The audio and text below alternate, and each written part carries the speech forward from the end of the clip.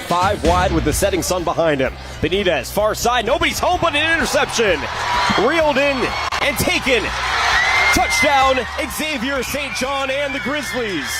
For I formation, Fleming is the running back. He takes the toss. Parker Fleming, eyes to the end zone, and he's into the paint for a touchdown. Play action, Walker towards the end zone, untouched. And a very quick drive for Granite Hills in response puts them down by a possession pending the PAT. 4th down for Benitez. Williams was wide open, wasn't looking that way. He's spinning, twirling, throwing, in danger, it's intercepted. Garcia the second, untouched, all the way for the touchdown. From the shadows of Mount Helix, it's a program built on pride, history, and one of the greatest lists of school alumni in San Diego. On the other side, it's the gold standard, gracing San Diego with its presence and representing it at the state level almost every year. It's Friday night, and it's week 5 of the high school football season. Cathedral Catholic taking on the Helix Highlanders, and no sight more ready for some high-octane high school football than here in La Mesa. The Highlanders are 1-3. The Dons are 3-0 rather, coming off of a bye week, and we expect fireworks here from Helix High School. Along with Tommy Morris, my name is Jonathan Rifkind. TM, this is a game that a lot of people are expecting to swing in the direction of the team wearing red and white, but as we talked about in the pregame, more often than not, the expectation isn't always the result. No, we talked about the crowd being a factor. I can be a test because you remember I was down there not too long ago. Had to surf how'd you get up here so fast? Had to surf through the student section, which is completely full. They're all wearing black tonight, so you know, expect theme games, you know what I mean? Like the kids are excited. You weren't trying to make a deal where you get to be in the student section and somebody else does color. No one would trade. It's crazy. Fair. I thought it'd be exciting for somebody else, but I guess sitting not. out next to that caution tape, I'd be hyped too. There's no better spot to be in San Diego than right down here watching this game, because it's going to be a ton of fun. Yeah, next time we're here, I'm going to angle for that sword job. Just as a special well, guest sword. There's a whole society that is about like ordaining of the sword. So you could go, you get knighted in France, all that good stuff. Well, I mean, I went to USC. We have the sword thing too. So I think it's in my blood, I guess. I don't know. What excuse can I make to give me that chance? I don't know. I've watched it enough times, I think. That diatribe doesn't deserve an acknowledgement. There's Brady Palmer leading his Cathedral Dons out there. He's headed to the Cal Berkeley Bears. By the way, interesting situation up in Berkeley, because they seemingly have found an incredible freshman quarterback in that gentleman from Hawaii who has led them to a 3-0 start, who Tommy was plugging for all of you to go see tomorrow night at Snapdragon Stadium. So Brady's gonna have some competition up there at Cal. Well, I mean, today's day and age, you don't know, because if he plays too good, then he might not be there anymore. SEC or the Big Ten. So I mean, I think nowadays kids aren't scared of that, because you never really know if the roster's gonna be the same the year after. You kind of fall in love with the coach, fall in love with the school, and then you just pick from there, because, like I mentioned, anyone can leave at any time. Anthem time. We'll step aside. Back in a moment here from Helix.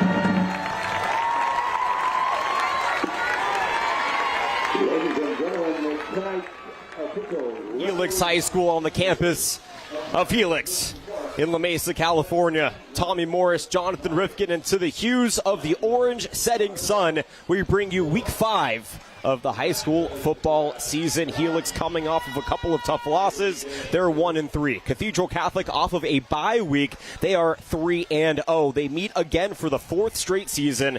Cathedral has won 2 of the last 3 matchups. Of course, in recent memory, a 28-0 bout up in Carmel Valley, going the Cathedral Dons' way in that game. Quarterback Lee Norman Lester ended up getting injured. He is back, and he is commanding this offense. And yes, the fans want fried chicken. You will hear this marching band scream it all night long. So I would recommend defrosting some from your freezer right now, because you will be craving it come the 4th quarter here tonight. And it looks like we have mini cheerleader day. What do they call that out here? So we got even extra fans, because you probably got the parents of the youth cheerleading squad out here today. So it's a nice packed house here at Helix. Oh, it is a show. The Cathedral Catholic Dons are in town, and they are going to receive first in the white and red helmets. Helix donning the gray pants, the greens, and the whites. The kicker, Marco Di Marino, the senior, who's 10 for 10 on extra points this year and has missed his only field goal attempt. That was back in the season opener and the loss against El Camino.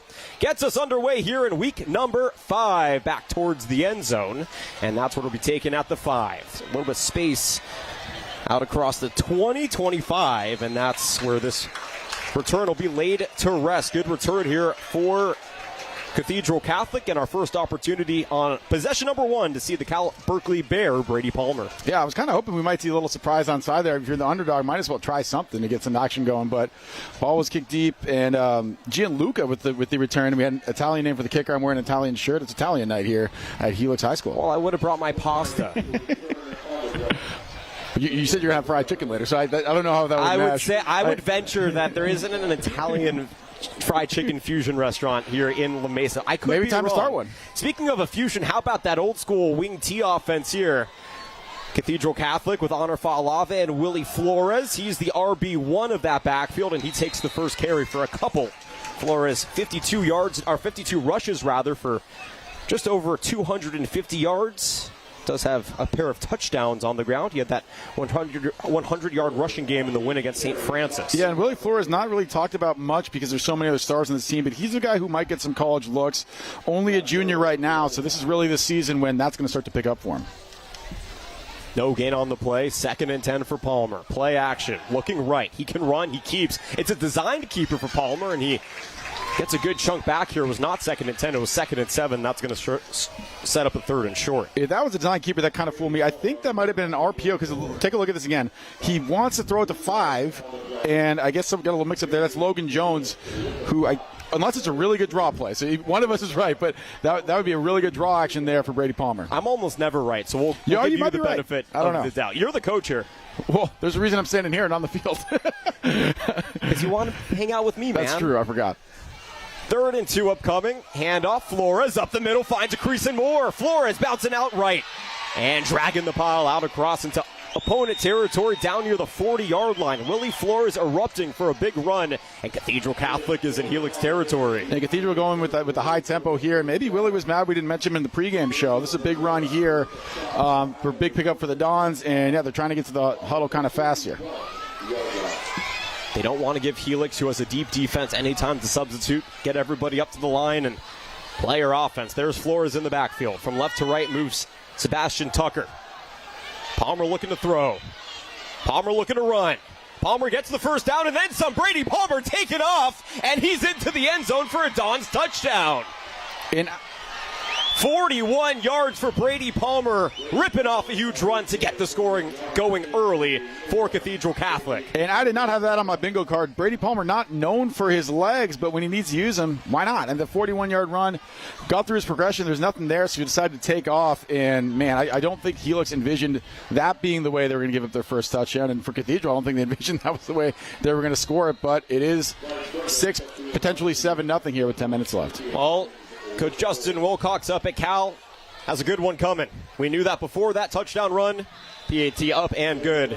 But just some confirmation bias here with just Under 2 minutes gone as we take another look at the 41-yard touchdown run by Brady Palmer. Yeah, there you see progression 1, 2, 3, nothing going on. Might as well take off, and this just went better than expected, and that's a tackle you probably want to make there. But, I mean, Brady Palmer, he's not just like a quarterback, and he's running out there. He's a lot bigger than some of these linebackers. This kid is a great size. There's a reason why Division I coaches were drooling over him, and, you know, this is just icing on the cake. His uncle Carson did a little bit of that at USC, not so much in the NFL. I think that he really went full pro style once he got to the next level, probably for the best. Had a great career, of course. Now he's up at Rancho Santa Margarita trying to get those Eagles at top spot in the Trinity League, with Mater Dei losing last week to Centennial. Anybody's league. Trinity League is for once open in our lifetime. Probably not, but I think the top two dogs might go ahead and take that one, with it being Bosco up there too. But, you know, congratulations to Centennial for pulling out a win they haven't done in, I think, over a decade. Yep. On the return, going from right to left, is Dario Bartoletti, the junior wide receiver. Takes it to the 25-yard line, and our first opportunity for Lee Norman Lester and this Highlander offense, an offense that has really struggled in their first 4 games, Tommy. They have been outscored significantly, a -72 so far this season. Yeah, I mean, but, you know, just wait for this to pick up. They have a lot of young guys who we'll talk about during the broadcast who they rely on. This is now mid-season for them, so they've really learned a lot. And as we saw talking to Lee Norman Lester in the pregame, greatest interview of all time, obviously, because I did it. Kid who likes to use his legs a lot, and as you mentioned as well in the pregame, he got hurt in this game last year. So this is a big deal for him to show Cathedral what he's got. Coming off an ACL and meniscus injury from a season ago against these Dons. Passed for 369 yards and 3 touchdowns. Does have 4 interceptions. He's going to keep it up the middle, trying to do his best Brady Palmer impression, but only gets a pair of yards out of it. Yeah, it's a pretty unique blocking scheme there. They have the tight bunch on the right side. A lot of times teams like to run a sweep out of that. But they bring the tight end, who was the tightest of the tight bunch, in to try and help block down. You see 19 there. Just kind of missed the block a little bit. I'm sure he wanted to angle that differently, but that kind of blew up the play there. 2nd and 7 upcoming here for a Helix team, fresh off a loss to Oceanside last week, 41-14. Reminder, we'll be at Oceanside next week. Oceanside, Mount Miguel. If you're a Helix fan, you're going to want to watch that game because Mount Miguel is a team that you see in 2 weeks. And you want Oceanside to win that to bring up your rating, so it's important. That's what Mr. Analytics said. Delayed handoff, right through the pile, pushing right at that line to gain. It will depend on the spot. My guess is that'll be a first down. Indeed, it will. And Sean Fanua, one of the linemen, with kind of an embarrassing moment there in the front screen, kind of tripping over himself. But Sean Fanua is one of their best blockers. You'll see him in the front there, playing right tackle.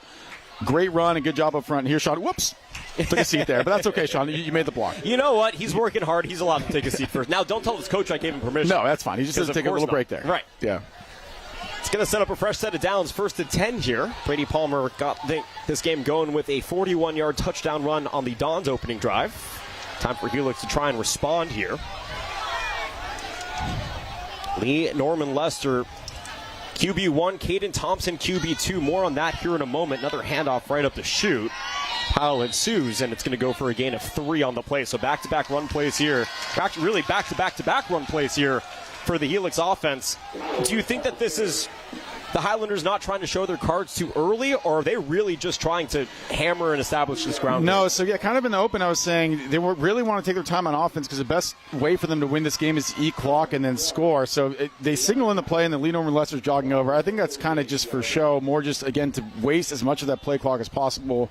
That's why I feel like running the ball here is by design. If they can get a few first downs without having to throw, that's fantastic because they can eat some of that clock. Yeah, if you are a fan of European football, think about the Chelsea offense. Just hold the ball and try to slowly inch your way towards the attacking zone. That is not a slow inch, though. That is a burst of speed for Bryson Calloway, his 3rd carry for a first down. Yes. So that's the same blocking scheme that you're going to see. This Jeremy Davis, 19, is going to motion in. That's the exact same spot he started when he was in the tight bunch. Maybe a hold, got away with it. That's fine. Again, same blocking scheme, except now you have the running back take it instead of making the quarterback run it. Great job there by Jeremy Davis to secure that block. Jeremy Davis, a name you'll hear a lot of, playing on the offensive side in the tight end spot, and also the defensive leader on this team. 30 tackles coming into the game. More on him upcoming. 1st and 10 from the 48. Handoff, Callaway veering right, and met by a host of white jerseys out near that 50-yard line. So I have 5 fingers on my hands. This is the top that I can count to. Was that 5 runs in a row? You know you have 2 hands, right? But I'm holding some of the other ones. So 5 is my max right now. That would be the 5th run play in a row here for the Highlanders. So, yeah, I mean, this is exactly what you want to do if you're Helix. Ideally, they would have gotten the ball first and gotten to do this to frustrate Cathedral a little bit. But this drive started with, 10 minutes? And they're going to eat close to 4 minutes after this play. So this is exactly what they wanted. Time of possession favoring the Highlanders. Not so much of the score here, though, early in the game. 2nd and 10.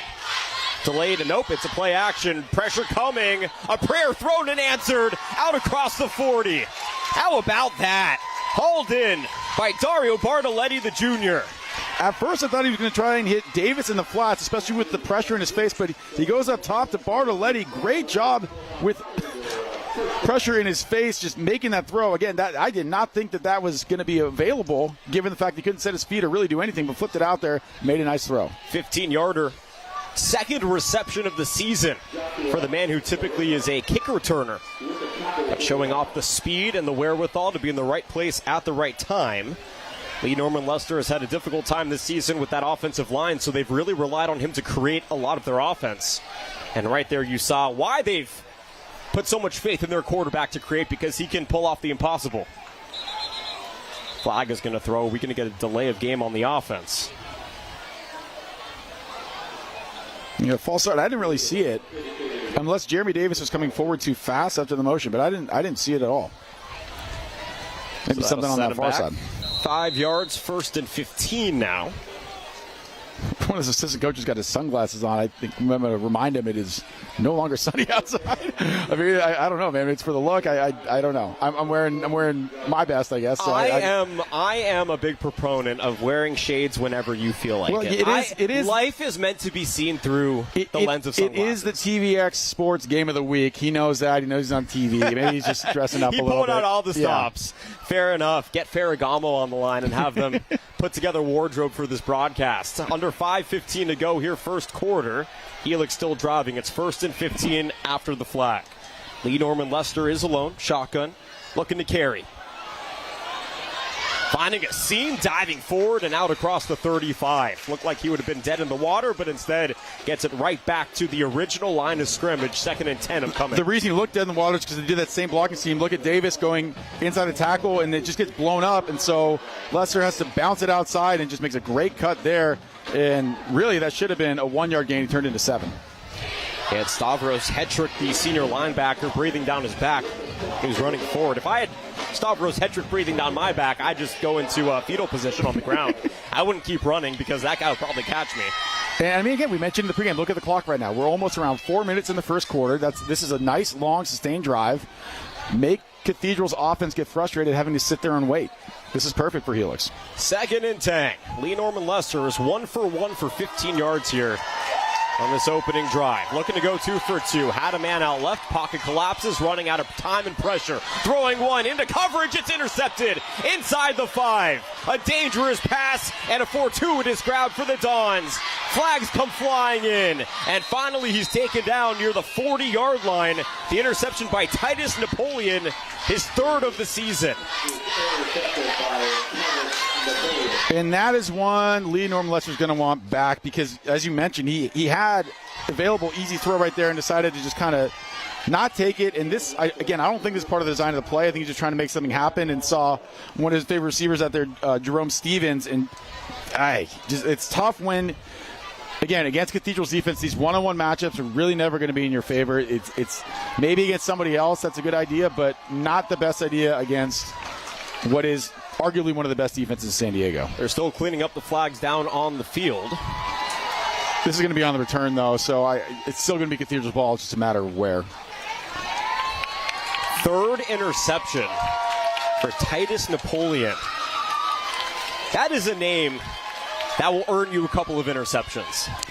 When you get named that, you're going to be good at something. I think it's a strong Titus and Napoleon. You got 2 strong names there. So we're going to get an illegal block in the back here on Cathedral. And a sideline warning on Helix. You don't have to whisper. It's me. You can tell everybody. I meant to hit the talk back, and that's my fault. That's the rookie mistake there for me. It's all good. But no, the sideline infraction. And again, That probably happened after the blindside block, is my assumption that it happened. The flag didn't come out, coaches panic and start screaming, accidentally run on the field, and then, sideline warning there. So we're going to march it back, I think 15 from the spot of the foul. Cathedral Catholic team drawing up the offense. Sean Doyle in his 30th season. Oh, they didn't give him a warning. They gave him the real one. They gave him the real one. So one. there must have been a bump there. It was a sideline infraction, not a warning. Nonetheless, the pick still stands, and the Dons have the ball. Their second drive of the game, trying to complement a great defensive stop, and prior to that, the 41-yard eruption touchdown run by quarterback Brady Palmer. Play action, passes received, far side, Sebastian Tucker. He's the tight end, chugging his way for 12 yards. Yeah, that's one of those count those numbers plays. If you like the numbers on the outside, go ahead and flip it out. And I think we have an injured Don here. That is Sebastian, unfortunately, after the play. That was Tucker's second reception of the season. He's been a stout defender playing on the D-line. But yeah, so out of the pistol formation, what I mean by count the numbers is he knows he can get that bubble out there. If he gets a 3-on-2, he's going to flip it out there. If not, he's going to go ahead and hand it off to his back. He liked the numbers, which was the correct choice, and it was a good play. Unfortunately, it does result in injury for Sebastian Tucker. Yeah, Jeremy Davis, the one who ended up tackling him. But these Dons were off last week. They're 3-0. They opened up the season with a 52-7 win against Mater Dei Catholic. It's funny, you see Brady Palmer's 128 yards, or 182 yards rather, and you think, well, that's not that impressive. That's all they needed. Honor Fa'alave had an 80-yard touchdown run in that game. Willie Flores at 121 yards on the ground. And then in week 1, they played St. Francis, a team out in NorCal, and won 35-7. And then in week 2, they played Chandler out there in Arizona and won 24-23. Despite Palmer struggling in that game, he ran for 124 yards and a touchdown, and of course, Honor Fa'alave, 140 yards rushing and 2 touchdowns on the ground. That's really the only reason Cathedral won that game against Chandler. And I will say this about Brady Palmer's stats for the rest of the season. Do not look at them the same as everybody else's, because there will be a lot of games for Cathedral where they're winning by 4 possessions at halftime, and they just got to take them out or got to stop throwing. So really almost double whatever his stats are, because if all games are competitive, that's what it would be. But the defense is so good. It's just a lot of these games might be blowouts, and they're going to be playing the JV kids for the second half. They're still checking on Sebastian Tucker down there, going down hard after a 12-yard grab. And yeah, it looked like a knee injury. As you can see him favoring that right leg there. Hopefully he's okay. Oh, favoring that left leg. Yeah, hopefully he's wow. Hopefully he can be looked at and he'll be okay. That is never a sight you want to see at any level, especially here at high school. Because for a lot of these kids, this is the passion, right? You want to play football. This is probably your only opportunity to do it. Less than 1% make it to the next level, and less than that make it to the following level. So Sebastian is a senior tight end defensive lineman, so this is his last season of football. So certainly hope that he can get back in a speedy fashion. Nonetheless, it's 1st and 10 from their own 38. 7-0 here, 3:30 and counting in quarter number 1. Brady Palmer, the quarterback. Willie Flores, the running back. In this pistol formation, pass is incomplete. Ooh, a drop by Honor Fa'alave. That is a rarity from the number 32 recruit, according to ESPN. I will say you will never see that again. I do think he projects probably as a defensive player when he gets to college, but that's not because he's bad at offense. It's because he's so good at defense, too.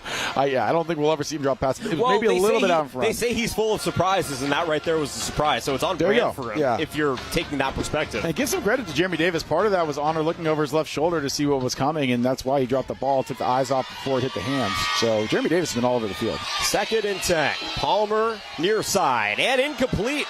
Butterfingers all over the place here. Blake Sloan had his first opportunity for a catch this season, and he dropped it. And this one's the opposite problem because he was so open, he got too excited. Corner runs with the receiver. There's nobody out there. Guy responsible for the flats right there is Dante Wright. He was not there on time, and as I mentioned, it was so open. Those are almost harder because you start to be, oh my gosh. Back when I played basketball, I got so jaded from having an open layup. I would have rather gotten, hit on the way up and had an opportunity. It just, for whatever reason. Should I have not trusted you on the free throw line then back in the day? No, free throws I was good because I would, trust me. Look, whenever it's when your back's against the wall. It's when you're too comfortable. Yeah. When you aren't doing your best work. Speaking of Palmer, he's doing his good work dancing right now, and that D-line does its job. Swallowing up for a loss of 3 on the play and the sack. The man leading the charge, Jake Williams, normally a wide receiver, playing a little defense right now. And that's a big play there on 3rd down. We'll see the Dons punt. And he could have had Honor Falave there on the seam. He bent it a little bit. I thought he got his inside leverage on the safety, but kind of didn't. Brady didn't like it for whatever reason. Maybe he's got a better vantage point than I do up here. Tried to take off, and big sack. That is actually Dante Wright, my mistake. That is tackle number 29 to his season. That puts him 2nd on the team. Brady Palmer a little frustrated with himself right there. A rarity to see that offensive line give up a sack, but that will bring out the punting unit for the first time here tonight. 2.5 to go in the first quarter. Punt is flat out. It's going to drop near the 40 and take a helix bounce out near the 45, and that's where Lee Norman Lester will command this offense on drive number 2. So you're this Cathedral, or rather you're the Helix offense. You actually have a pretty good first drive. Unfortunately, after some decent orchestration, it ends in an interception. But then your defense comes and they get the stop. So a little bit more confidence here in drive number 2. Oh, 100%. All you have to tell Lee Norman Lester is like, look, dude, we were fine. You didn't have to get 40 yards there. We're moving the ball. We're running the ball. We're eating the clock. We're doing exactly what we wanted. Let's just settle down for the second drive. We got a gift there from the defense. Let's do what we started the game with and do what our game plan was, and we'll be okay. 7-0 at the end of the first quarter. That's great for Helix. Game within reach here in the opening 12 minutes. Just how football works, believe it or not. In the shotgun is Lee Norman Lester. As that trips on the strong side, quick screen pass out on the near side is caught. That's Dario Bartoletti, his 2nd reception. And flying into the pile, he goes for a gain of 5. It's Dario day today. He's had the ball 3 times. And that's a good job there by Logan Jones, the corner over there on this near side, because he made the receiver whiff on that block. That could have been a huge game, but because he beat his man, Dario had to cut that back in. You'll see 5 fly up on there he is right there on the inside of your screen, the bottom part of your screen, sorry. Good tackle made there by Kevin Clark. Washington State commit Josh Faramo also in on that mix.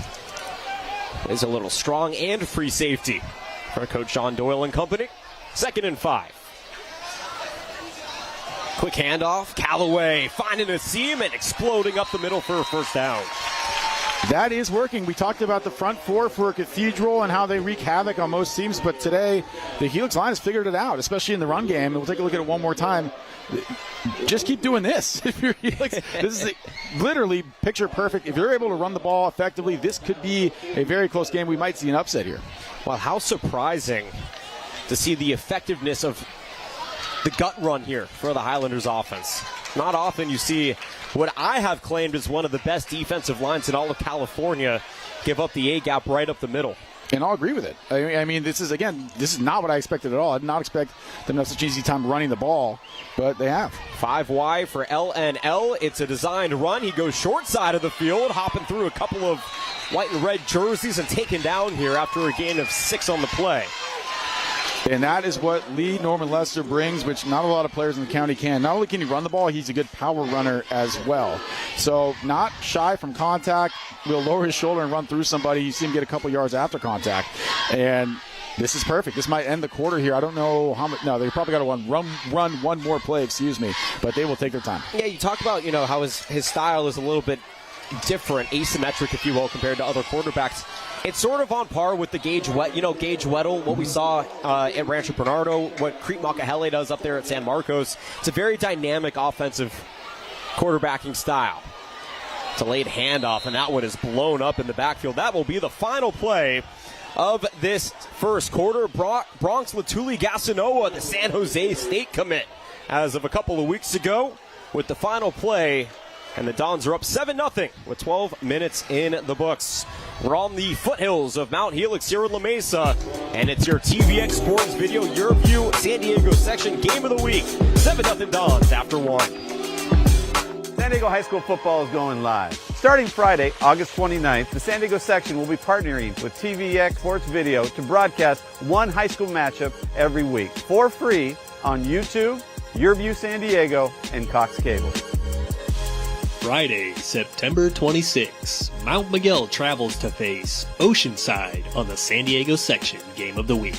Watch live on YouTube at TVX Sports Video, Cox Channel 4, and Your View, California.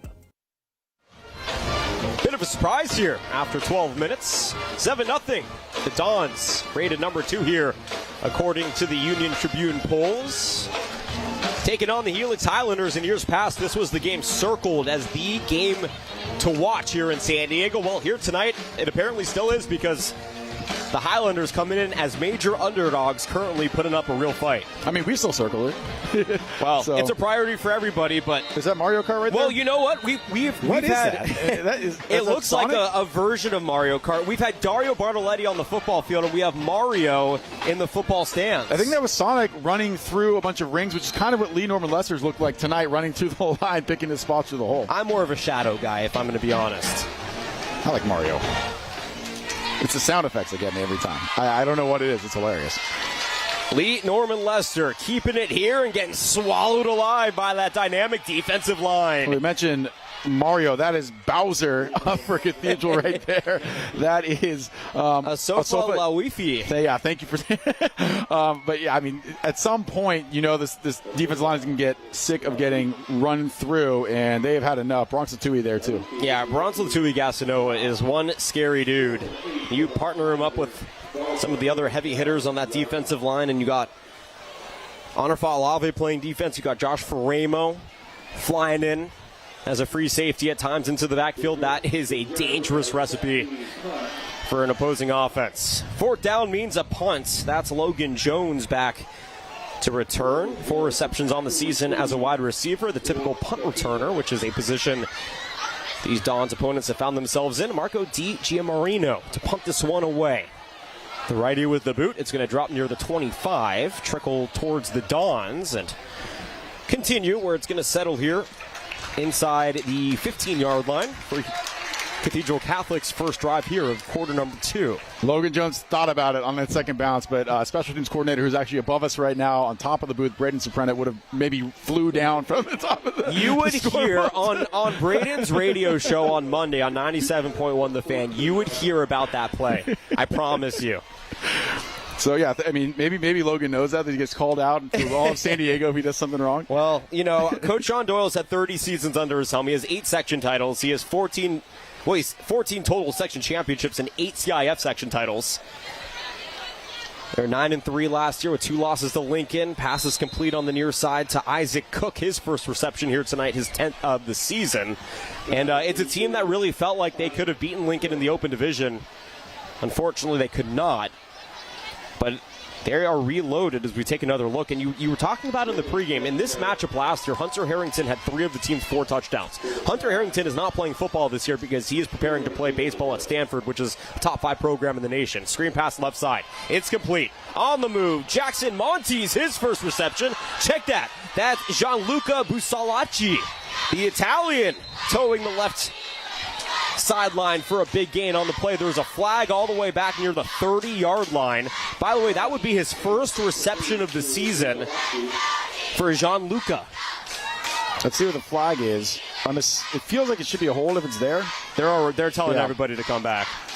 So what's a bummer about that is it's probably on the perimeter, and Gianluca didn't even use the block because the block was not effective. You'll see him just go outside with it. See it one more time. Again, an RPO. And that's Honor Falave. Yeah, I guess he probably needed to do that. Because, again, that's designed for him to come in and catch it. And good job out on the perimeter by Helix to make that block difficult, causing the hold. And I'm telling you, Jonathan, this has all the makings of an upset right now. Tommy Morris is anti-broadcaster's jinx. Or does it? There, unjinxed. Jinx, unjinxed. I unjinxed and jinx. What's that called? All I'm telling you, Tommy, is you're giving everybody a very easy person to blame. It is second and 11. A reverse upcoming jinx. here. That's what it is. They're still trying to get the official spot. Look, it's a Friday night in week 5. I think all of us are starting to feel it's amazing how the transition of the season goes, and all of a sudden you're almost halfway through it. 2nd and 11. But going back to that just illustrious coaching career for Coach Sean Doyle, he's known for his discipline, his fundamentals. He molds those tough teams. And he's currently very unhappy over there on the far sideline. Play action, Flores, far side, Fa'alave trying to barrel his way through and gets a chunk of yards back. But 3rd down still staring this Dons team right in the face. Yeah, that's a different way to do that same little screenplay. Instead, now the slot guy is going to catch it, and Gianluca has to do the blocking, and he does a nice job. Again, maybe they thought that the outside linebacker / safety, Jace Sells, was too difficult to block, so they decided to go ahead and block the corner instead. Yeah, Fa'alave has about 4 inches and 60 pounds on that guy, but good for Jace. I mean, he's not scared. I mean, he knows what he's up against, and he's holding his own. 3rd and 6 for the Cal Bear. Flores, the running back. This time, far side, pass complete, and they do give it to Gianluca, officially his first reception of his varsity career. Yeah, and they're trying to get him going, too, because he's back there returning kicks. He's now been throwing the ball twice. And unfortunately, if it wasn't for that hold, that would have been a huge game. But, I mean, this is a nice little play here. That's an RPO. And people will ask, what's the difference between RPO, play action? You can tell it's an RPO by the line. Here's play action, near side, caught. Isaac Cook, his 2nd reception, and muscles his way for a couple. Did I get that right? Was that play action? I don't think so. I mean, we'll take a look at the line. If the line is run blocking, if they're trying to go downfield, it's an RPO. But that looked like it could have been straight play action to me because the running back came in and helped with the interior block. So the answer was right. yes you're to right. my question. You're right. Okay, yes. good. I love being told I'm wrong, and then at the end of the explanation being told I was right. 2nd and 5. Fa'alave on a little jet sweep, trying to find a crease. You see the muscle takes 4 green jerseys to take him down. And it's after a gain of maybe 1 on the play. Well, this is good scouting here because Joshua Ferramo is playing running back, which means Flores is out. He's not getting the ball. He's going to be there for a perimeter block, and that's exactly what happened. So Helix figured that out probably in film during the week, and they're ready for Honor to be going on that jet sweep. Trying to reward Honor Fa'alave, the man with 35 offers. Here's a run, bouncing out to the left side for Ramo, proving Tommy Morris wrong and saying, I do get some carries sometimes, sir. This is my first carry of the season. Yeah, the Dons had to keep me honest, I guess. Now let's take him out. 20 mark of the 2nd quarter in week number 5. Yeah, you got to put that on film, too, because you can't be him blocking every time that he's in the game. So, again, he's a bigger body than Flores. You see Flores there, 25 in the backfield, so better blocker. No P.J. Johnson out there. Haven't seen him out there all drive. Instead, they're going to go to his backup, Isaac Cook, for his 3rd reception in space. Cook staying on his feet. Cook bouncing out left. Cook with his eyes towards the end zone. Touchdown, Dons. 61 yards for Isaac Cook. His first touchdown of the season, and it's 13-0 pending the PAT. Too many Cooks, Jonathan. There, you got that RPO again, and you got the slant bubble out there on the outside. And Palmer liked the slant. Look how far down. That could almost been a legal man downfield, by the way. Cook with a nice catch and run, and the run was better than the catch. I mean, this is impressive. There's 3 guys who should have a chance to make that tackle, and Cook's like, don't call me a backup, Jonathan. Oh, I didn't call him a backup. He just normally backs up one of the best wide receivers in California. That is not saying that you are a backup. You were just on a team with some very talented wide receivers. Nonetheless, here's the PAT. It is up, and it is good. 14-0. Cathedral Catholic, that drive a little bit more exemplifying of that Cathedral Catholic offense that we were expecting to see. Of course, we see a 41-yard touchdown run by Palmer and now the 61-yard touchdown pass for Palmer to Isaac Cook. So are you a video game guy? It depends on the season. So I am. I love the college football game, and I love to spam the RPOs when I'm playing, and it very much frustrates people online. I've been called a lot of words that I can't repeat on air, but that's basically what Cathedral's been doing all night. It feels like RPO after RPO after RPO, and finally they broke one for a touchdown, and then, again, we had the one that was a hold on Honor when Gianluca had that streaking up the sideline, so they're just going to keep doing that until Helix finds a way to stop it, and it's one of the hardest plays in football to stop or types of plays, in football to stop, because if it's done correctly by the quarterback, it's literally impossible to stop. Bryce Bergman, the kicker, has made all 10 of his PATs this season, both of his field goals. He's done the kickoff duties as well. Only one to return here for Helix. It's going to be taken out near the 5. Plenty of space out front on the return, and that quickly is eliminated out near the 25 for Dante Wright and this Helix offense. Again, an offense who has found ways to be productive. As there's a flag thrown, might need to add 15 to that. It looked like a late hit. Which goes in favor of this Dons team, or rather this Highlander team. But it's a Highlander team that has moved the ball, but they just haven't been consistent enough or been able to accrue long yardage situations consistently, if you will, to really make the most out of their drives, as you get the call here. It's an unsportsmanlike. I could tell it was on Cathedral the way that Helix is reacting to it, but then it looked like the officiating staff wasn't sure if it'd be one of each. You know what I mean? They always get the second guy, so it will be a penalty on Cathedral. So at 15. We do have an ambulance that pulled up. There was an injury earlier in the game. We don't make any assumptions, so we'll hold off right now, but we'll keep you posted. Lee Norman Lester. He's going to do a delayed handoff. That goes for a gain of 4 on the play. On the carry was Bryson Calloway, his 5th here tonight. And again, if you're Helix, you got to just not panic. I know it's a 2-score game now. You got to do your best to just settle down and do what was effective on the first drive.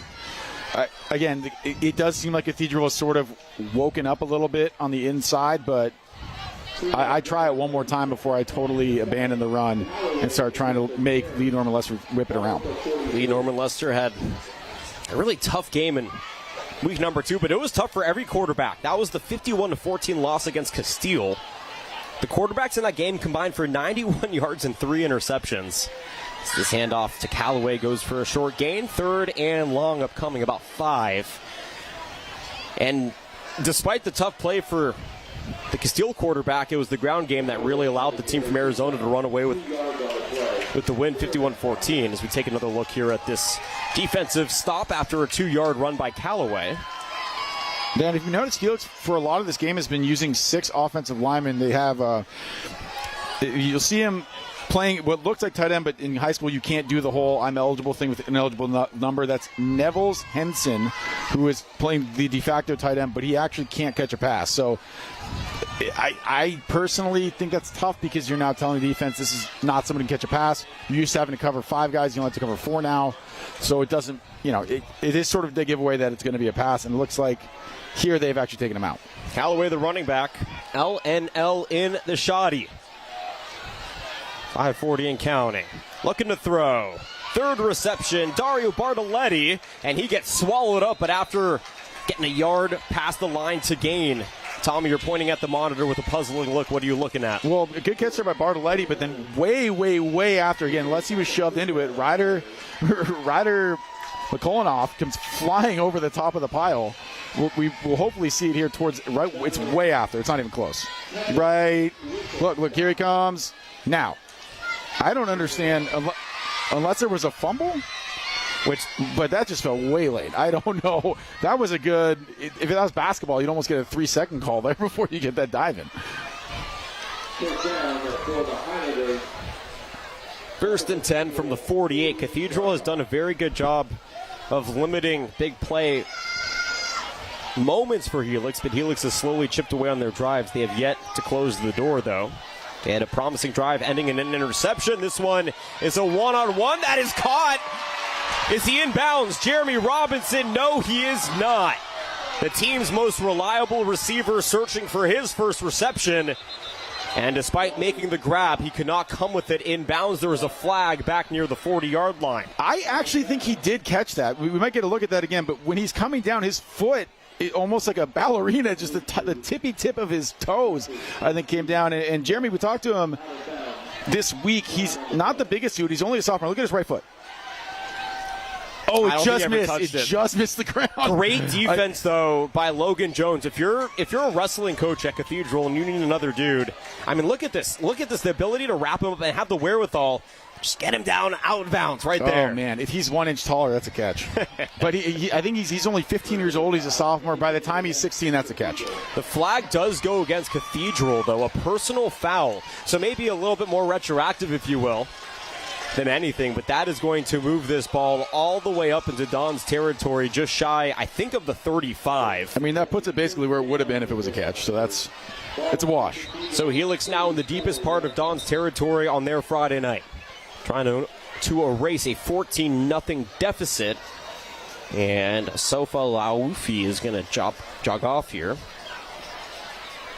Yeah, I can't tell if he was hurt or if he had an equipment issue. It looked like an equipment issue. And now we're going to get a conversation here. Doyle would like a conversation. Coach Sean Doyle going to chat here with the officials. Of course. You know, I'm surprised he didn't have to use a timeout to do this. He might have. Because generally you can't just do that. Cathedral must have called a timeout there because I don't think they give you this free talking to. Coach Doyle, the only coach in San Diego to have ever coached his own son to a CIF championship back in 2016.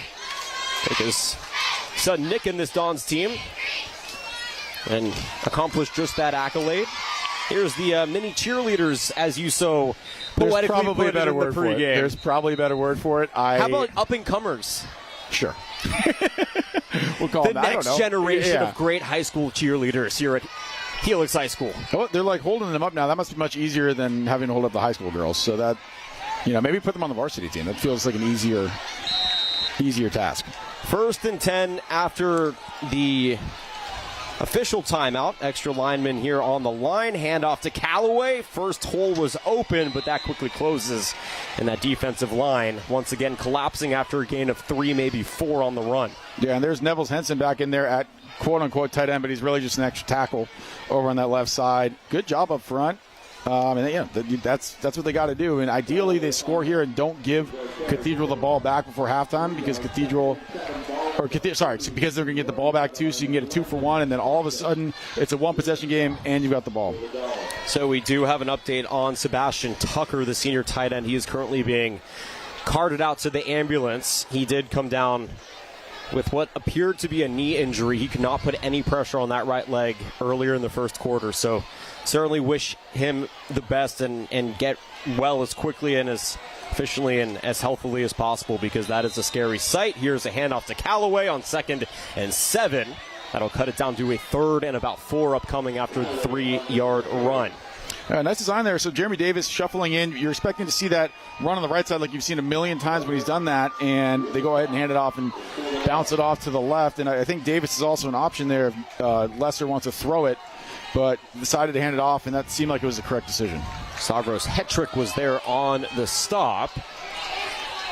3rd and 5 for Helix team, who has one win this season, a 21-6 win against St. Augustine.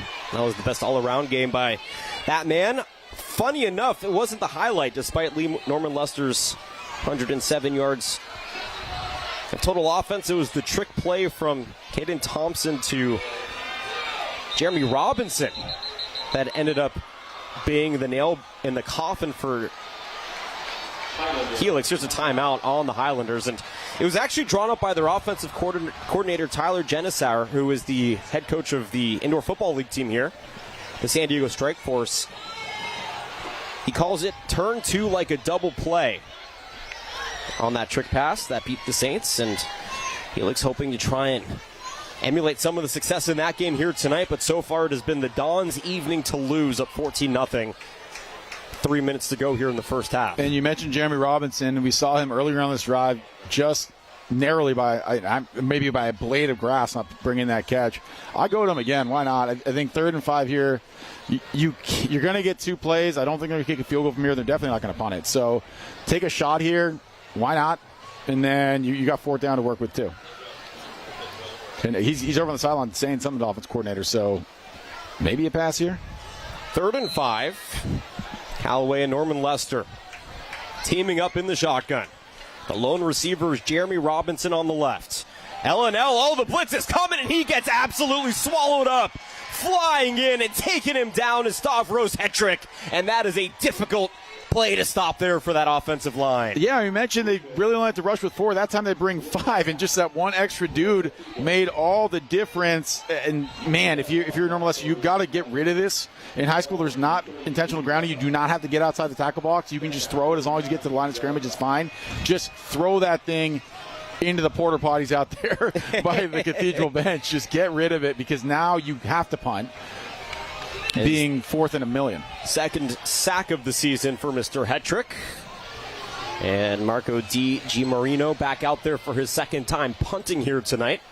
Clock trickling on, just under 2:12 and counting on 4th and 15. Back to return is Logan Jones. He's standing at the 10. A little confusion here with what's going on. I think they're just trying to I think they were missing a player. Well, the punter. You better not. You got the long snapper and the punter were still getting ready, I guess. I don't know what's going on. But now we have now Jeremy Davis. Should I be out here? Should I not be out here? Give that kid a break, man. That kid is on every single. Yeah, they're going to call timeout. I don't think he's left the field yet. Oh, I heard that he sleeps in the end zone, so he never leaves the field. Well, actually, you know what? That might have been an intentional delay game to give the punter a little room, or did they call timeout? Yeah, that's what I thought. Well, now I'm confused because they're coming off the field. So this should be. Does Helix think this is a timeout? You can't be doing this now. All right. I don't think there's a look. I don't think Helix knows it's not a timeout, unless they are trying to get another delay of game. But the coaches should not be out by the numbers. Well, nonetheless, if it was me, I would have gotten yelled at. That's all I'm saying. Well, that's a given. Yeah. Marco Di Marino back out there at the 42. Logan Jones at the 15.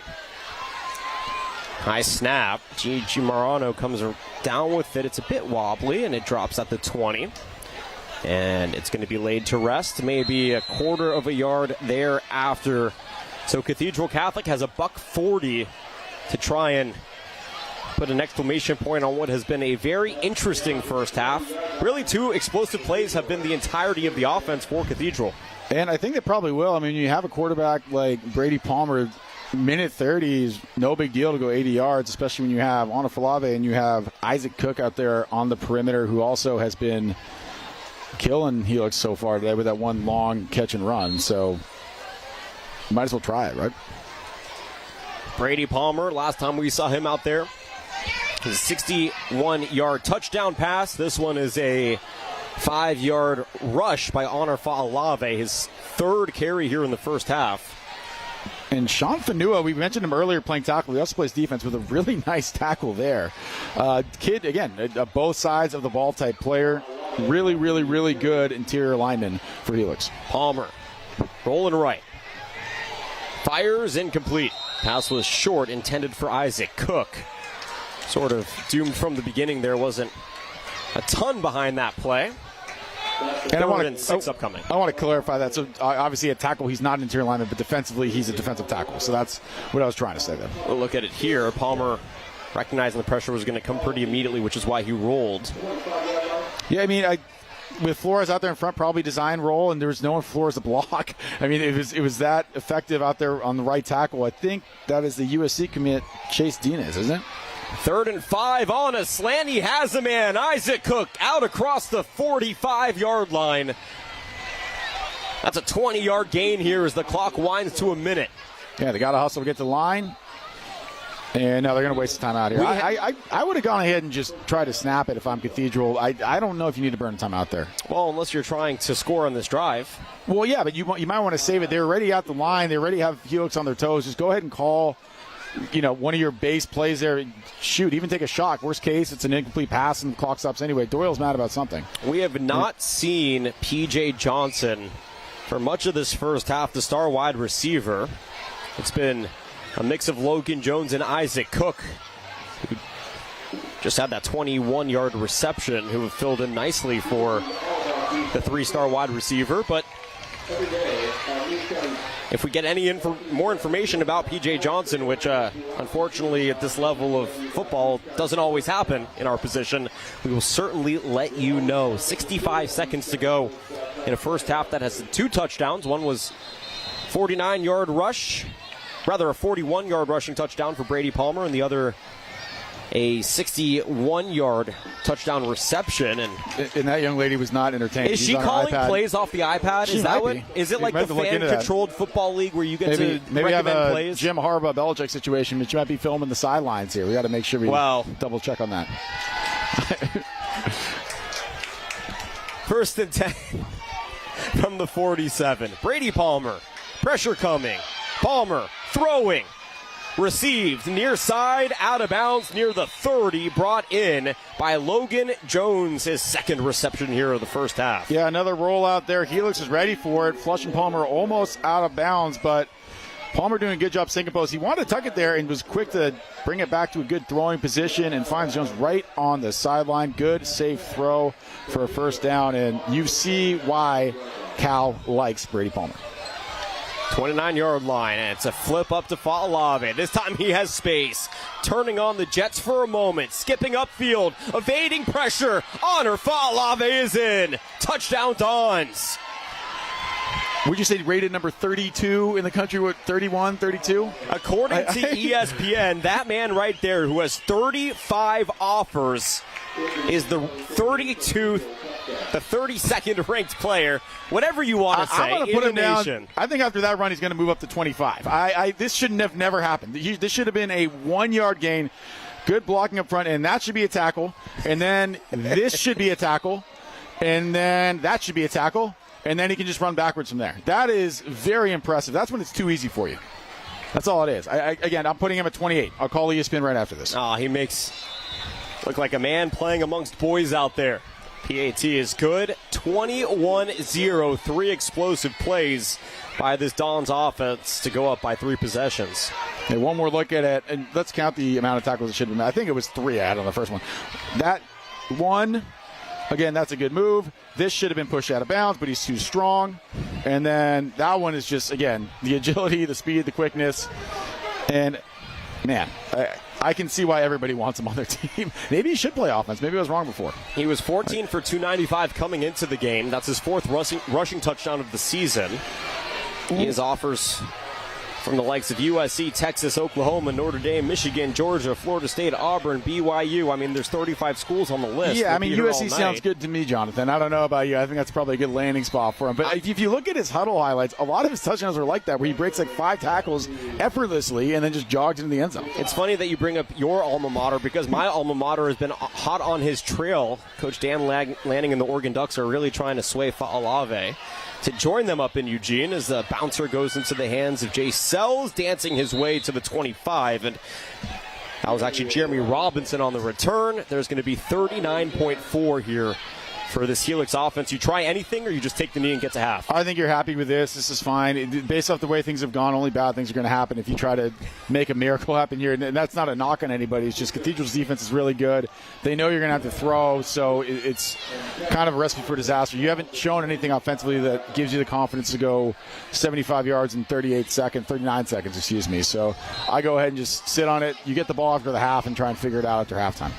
But, Jonathan, Oregon's so far away, just right up the road. What do you mean? The 5 freeway drives right through Eugene. I love how you had an amazing analysis, and you still felt the need to jab my alma mater at the end of it. I had to get it in. I respect it. Here's a toss out to Callaway. He's been really gunning for that gap, and it has not been there for the second quarter at least. Just a gain of 1, so maybe time for one more play before we get to the half. Yeah, I just wouldn't do it. I mean, you can run this out, I think, with this amount of time left on the clock. They look like they're calling a play in, though. Maybe one more run, try to get lucky here. You're not anticipating a 75-yard touchdown pass, are you? No, I wouldn't even try it because, again, you have a lot of guys in this Cathedral defense who, while they don't return punts and kicks for them right now, would be on any other team in the country or in the county. Excuse me. You don't want to give them that free runaround type situation. Well, they won't, because that's the end of the first half. 21-0.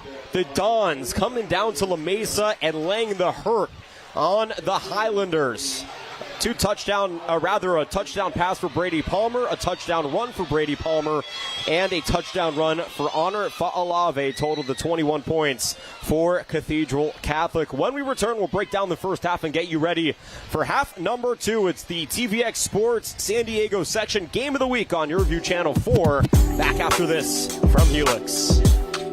San Diego High School football is going live. Starting Friday, August 29th, the San Diego section will be partnering with TVX Sports Video to broadcast one high school matchup every week for free on YouTube, YurView San Diego, and Cox Cable.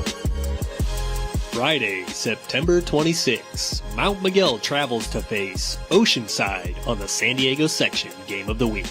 Watch live on YouTube at TVX Sports Video, Cox Channel 4, and YurView, California.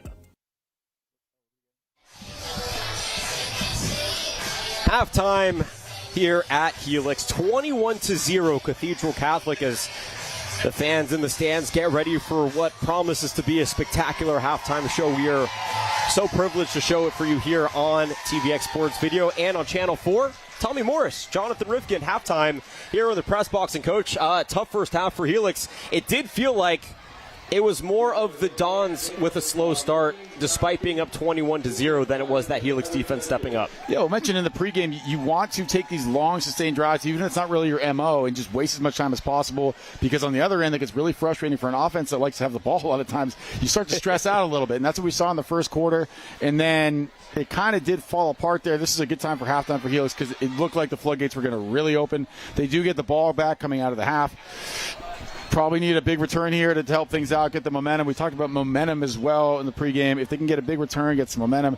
I still think they need to stay on the ground for all things considered. I still think they need a nice long drive. Even if it takes them a while to score, they need to put points on the board. Points are the name of the game right now for the Highlanders, and they're going to try and utilize some of the energy from the band down in the field. Well, speaking of the band, one of the things that is beautiful about high school, we got a football player right now playing the drums, and you only get that in high school. There we go. I mean, that is... You talk about an athlete who plays both sides of the ball. That's I don't even know. Was that the fourth? That's the only athlete to play. Yeah, I guess you play Sped. That is Mr. Serta, by the way. Matthew Serta playing drums out there, and a multi-talented athlete on the football field and also off. They're student athletes, so they encompass all sorts of high qualities as well. So, really quickly, just what is your thought on the Helix offense? I know we were talking about, keeping it on the ground and how effective that was comparatively to the 3 complete passes that LNL had. But, I mean, even if you're running the football and you're milking clock, now you're down by 3 possessions. So how do you still execute that game plan while having the sense of urgency you need to get back into this game? Well, you're going to get the ball back at least 3 times. They just need to score one time. I think you just need to see it on the board to believe it, if that makes any sense. And even if you got to run the ball, and ideally, yes, down 3 possessions, you'd love to score in 2 minutes. Right. But just do it any way you can, because the 0 is just... Again, mention momentum. It's nauseating. You know what I mean? It's frustrating. It leaves no belief in your heart. So you got to score, get this huge crowd into it, and I think they can get something going at least. Yeah, I mean, we've seen some bailout plays for Lee Norman Lester. We've seen the running backs get into it a little bit. Bryson Callaway's gotten his touches, and he had moments where he was hitting those holes hard and finding some productivity, but then Cathedral responded in that second quarter and made things a little bit harder on the running game. Yeah, and then when they did start to blitz, it became really difficult for that offensive line. So, I mean, I still think we'll see some points on the board at some point for Helix. Maybe throw the ball to Jeremy Davis. He's been aggressive on both sides of the ball, but they got to figure something out. Well, while the football team needs to figure out their offense, it's time for the band to show you why they're one of the best in all of San Diego. The Helix High Marching Band, ladies and gentlemen.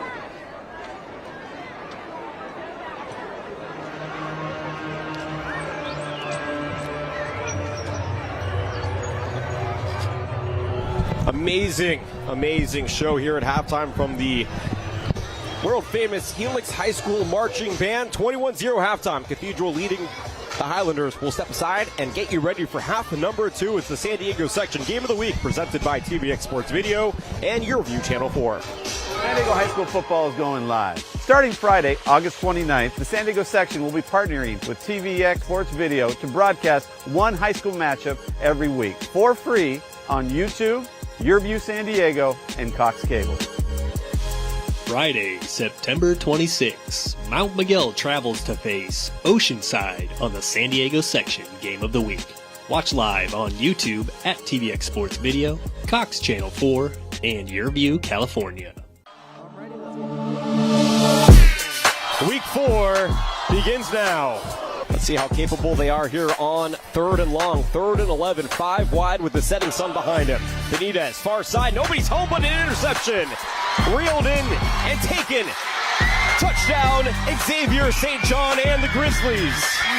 Of an interception and touchdown as Xavier St. John will probably ever see in his football career. Yeah, there he is on the move. Fleming's in the backfield. Hune keeps. Troy Hune against pressure towards the end zone. Has a man. It's caught! No, it's not. Incomplete. 2nd and 10 for Hune. Play action to Fleming. Dumps it down on a screen pass and it's intercepted. On the defensive end here for the Eagles, Jaden Thomas as he gets thrown into the bench. Benitez with 5 wide. Benitez in trouble. And he's taken down near the 40. The first man to Zachary Benitez is Grant Kirkendall in the backfield. Gonzalez on the move from the left. Play action, Hune searching. Hune throwing. Downfield towards the end zone and just a tad overthrowing Ryan McKenzie. Power formation for the offense. Fleming on the toss, running out left. Defense was ready. Fleming staying on his feet and hustling his way out across the 30. For I formation, Fleming is the running back. He takes the toss. Parker Fleming, eyes to the end zone, and he's into the paint for a touchdown. Patrick Fleming III gets the first offensive touchdown here tonight for either team. Yeah, we're going to see here, what you're going to see is 3 or 4 white jerseys, and every single one of them almost is going to end up on the floor. But Fleming comes out standing. As you said, it's sort of a Derrick Henry Jr. type of running back. 2nd and 15 as clock continues to wind down. Benitez to throw. Benitez rolling right. He had Matar for a moment. Benitez trying to evade space, and he is flattened in the backfield. Rather, the second half begins with Wilhite and his heels towards the end zone, taking this one out across the 20. Wilhite to the 30, flying down to the 34-yard line finally before he stopped. Benitez and Matar in the backfield. On the move is Smith. Benitez gets flattened once again from behind. Second time he's been taken down here tonight. Set him on the Eagles, and boy, are they happy to have him. Benitez with a man out wide. Walker reels it in. Were his feet in? They were. A first down by Noah Walker in the Eagles offense. Matar's the running back. Taking the carry. He only needs 4. He gets 5 and some change. Operating in opponent territory. Benitez, a quick pull of the trigger. Diving back to the football is Walker. And it's complete. Noah Walker pulling the theatrics out of his hat once again.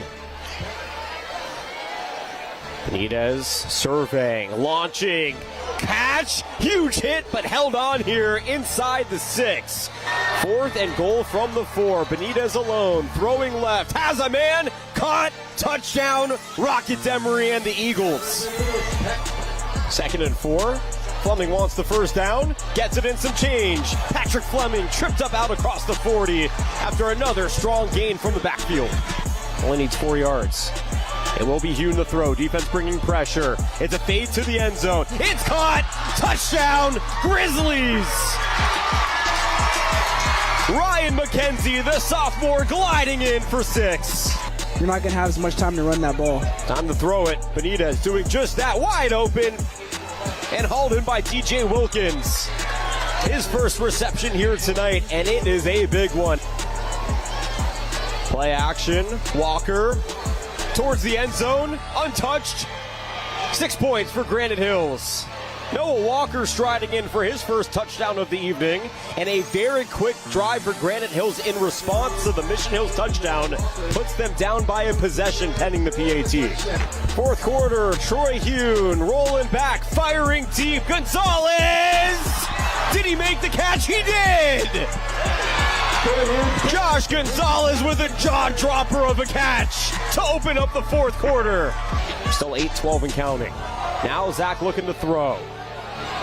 Veering far side. Has Noah punched away. He was being grabbed by the shoulder, but no flag comes in. And good coverage by Xavier St. John. Let's see how dynamic he can be here. Fourth down for Benitez. Williams was wide open, wasn't looking that way. He's spinning, twirling, throwing. In danger, it's intercepted. Not a smart pass. John Garcia II along the sideline. Garcia II untouched all the way for the touchdown.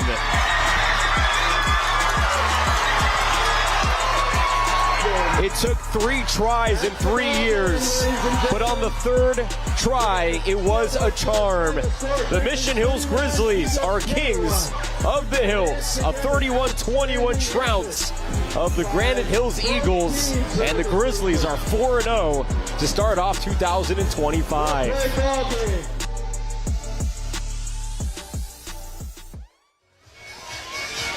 Week 5 of the high school football season, halftime. Cathedral 21, Helix 0. Reminder, next week we will be up in Oceanside, where the Pirates will have their hands full with the Mount Miguel Matadors.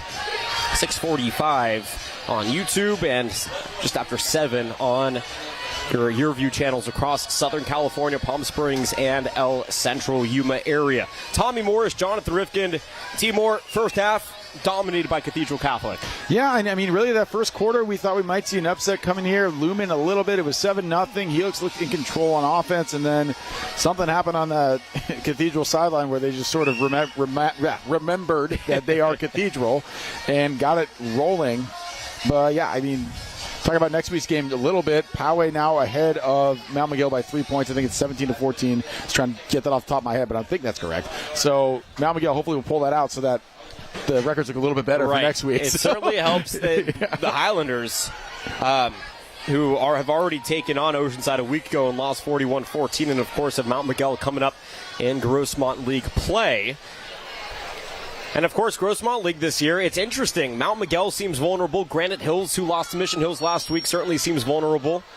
Helix seems, I mean, this ends up becoming a bigger question mark than in years past. Who's going to win this league? Now, the Western League, also a question mark, but I don't know if University City is necessarily the team that's vying for that top spot. I think it's likely going to be between the Dons and the Lincoln Hornets. Yeah, and I think, again, Scripps branch in that league this year, too. I don't think that they're going to be... I forgot Scripps as well. This is, again, who, by the way, has had a fantastic couple of years. Yeah, not a knock on them at all, but just it is pretty clear far and away that in the Western League, or what is it, the City Conference, excuse me, if you count the other leagues that encompass that City Conference, these are the two best teams, being Cathedral and Lincoln. We saw Lincoln week 2 beat Long Beach Poly. Lincoln almost, well, I don't want to say almost, we played competitively with Mission Viejo, who's one of the best teams in the country. They did almost they almost won that game. Yeah, so I mean, think it's fair.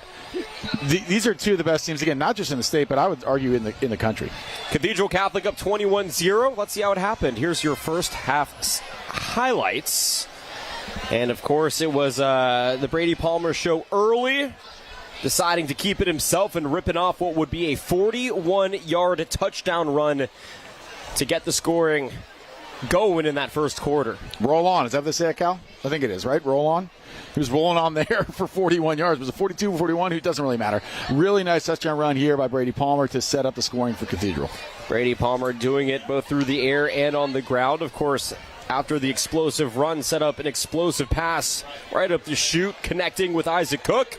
And Cook evading a couple of green jerseys en route to where, Tommy? To the end zone. Touchdown, Dons. And we have not seen P.J. Johnson yet, and Isaac Cook kind of stepping up, filling in that void and saying, maybe I should get the ball a little bit more this year. Check this out. That was his first receiving touchdown, of the season. He did have a 64-yard catch that wasn't for a touchdown against St. Francis. In your defense, it was mostly rushing. Here's that floater. Lee Norman Lester looking for his third completion of that first half. He had Jeremy Robinson, but Robinson got caught in midair and thrown out of bounds by Logan Jones at the last moment prior to his leg touching inbounds. So it was ruled incomplete. I think there should be a rule in football. I've been fine for this for years. If it's a cool play, even if it wasn't a completion, just count it. I mean, that was close enough. That was pretty cool. Just count it. No one would be mad about that. And, of course, this defensive line giving LNL fits in that first half. Yeah, he was able to break loose for one decent run, but Bronx Latui Gassano and that defensive line disrupting him, and that turned into Honorfa Alave breaking loose and just showing you why he is a man amongst boys en route to the paint for 6. Yeah, when you talk about, like, why is somebody a 5-star, why is somebody so highly recruited, it's not necessarily just the stats, it's how easy they make it look against what is the top competition, and this is clearly too easy for him. And again, not a knock on Helix or the rest of the county, but this is just an outstanding athlete. Yeah, Cathedral Catholic and Lincoln are really in a league of their own. It's going to be the other two open division spots, assuming that sort of things continue on the path. Again, high school football, you never really know, but it's going to be interesting to see how the other two open division spots shake out. Of course, we know about some news up at Mission Hills that could derail their season. Well, Costa Canyon looks like maybe the number 3 team in San Diego. I haven't checked on their night tonight. They picked up a win yesterday. Oh, that was out a Thursday game. Yeah. So, I mean, again, they have a very impressive-looking squad, too. They might pick that up. Granted, would have been the other one in contention, but they need Mission Hills to lose a few games. Yeah, they need some help at this point. Nonetheless, here's the beginning of the second half between Cathedral Catholic and Helix. That one was bobbled, but quickly bottled up, and the 26, maybe the 27 is where this second half drive will begin after Dario Bartoletti continuing to get his fingerprints all over the football. And Bryce Bergman, that's exactly what they probably saw on film. There's going to be a little void in the coverage there. Just go ahead and pooch it in there, because when a football bounces, it can go anywhere, and that is very scary for the return squad. Worst case, they catch it and fall on it like they did. Best case, they boot it around and you end up with a free possession. So I don't want to call that an onside kick, but it is kicked with the intention of potentially getting the ball back. Helix starting at the 26. They've been starting most of their possessions near the 25, so not really that far beyond where they've been accustomed to starting. And here in the new quarter, we'll see what they can get going. Callaway with the first touch, and he is immediately greeted on that defensive line. Again, a host of Dons led by Landon Kaufman, the linebacker, with a big tackle here. And the most impressive part of that run was him recovering his own fumble here, because just late it squirts out. You can see it right now. Ball comes on the ground. Come on, right here. Boom. And then he just, again, the wherewithal to, granted he did fall on top of it, but be able to pick that ball back up, because there were 5 Cathedral Dons around there, and that was almost a bad turnover. That could have sealed the deal. That was the freshman Michael Bullock who punched that ball out. Impressive hands from a 9th grader. It's scary when a 9th grader is that good. That means you're stuck playing him for 3 more years. You're stuck, or it's a pleasure to play him for 3 more years. What a luxury. 2nd and 6. Lee Norman Lesser fakes the toss, keeps it himself, bouncing outside, pushed out near the 35. Some audible gasps coming from the crowd, but he did get just enough, I believe, for the first down. It's really going to depend on the spot. Both officials lining up right on that line to gain. And I believe there was a flag thrown as well at the end of it after the... That might have been on Logan Jones, but I don't think so. I mean, I think Lee Norman Lester was inbounds when that happened. And we talked about Logan Jones as a receiver a little bit today, but let's take a look at it again. And this is a great angle here. Great job by our camera crew. I think he was still inbounds when this happened. I don't know. I mean, that is... He launches. It's tough because he launches. I guess the foot is down, but that's one of those ones where I don't know if Logan would have known he was out of bounds. That was close. By the way, between Mater Dei Catholic and St. Augustine, it's 21-20 at the half. Down there in Chula Vista, that one courtesy of our fearless leader up at the top of TVX, the great Ted Bendrick. That was a short gain. Check that. That was a decent gain on the run by Callaway. It's going to set up a 2nd and about 5. Callaway's missing a tire here. They got to get him out and get that okay. Thing. They should let him run on a spare tire. I mean, he in theory could. I don't know. Yeah, I don't know if you want him to if you're Helix, but that's one where somebody who's not wearing gloves has got to go down there and put it on for him. It's really hard to put a shoe on when you got gloves on, so you need the help of somebody who's not wearing them. But I think at this point, I think every single player wears them now, so I don't know. You see him getting the help to tie. And you see his gloves are taped. There's no way he's getting those things off. He can't put his own shoe on right now.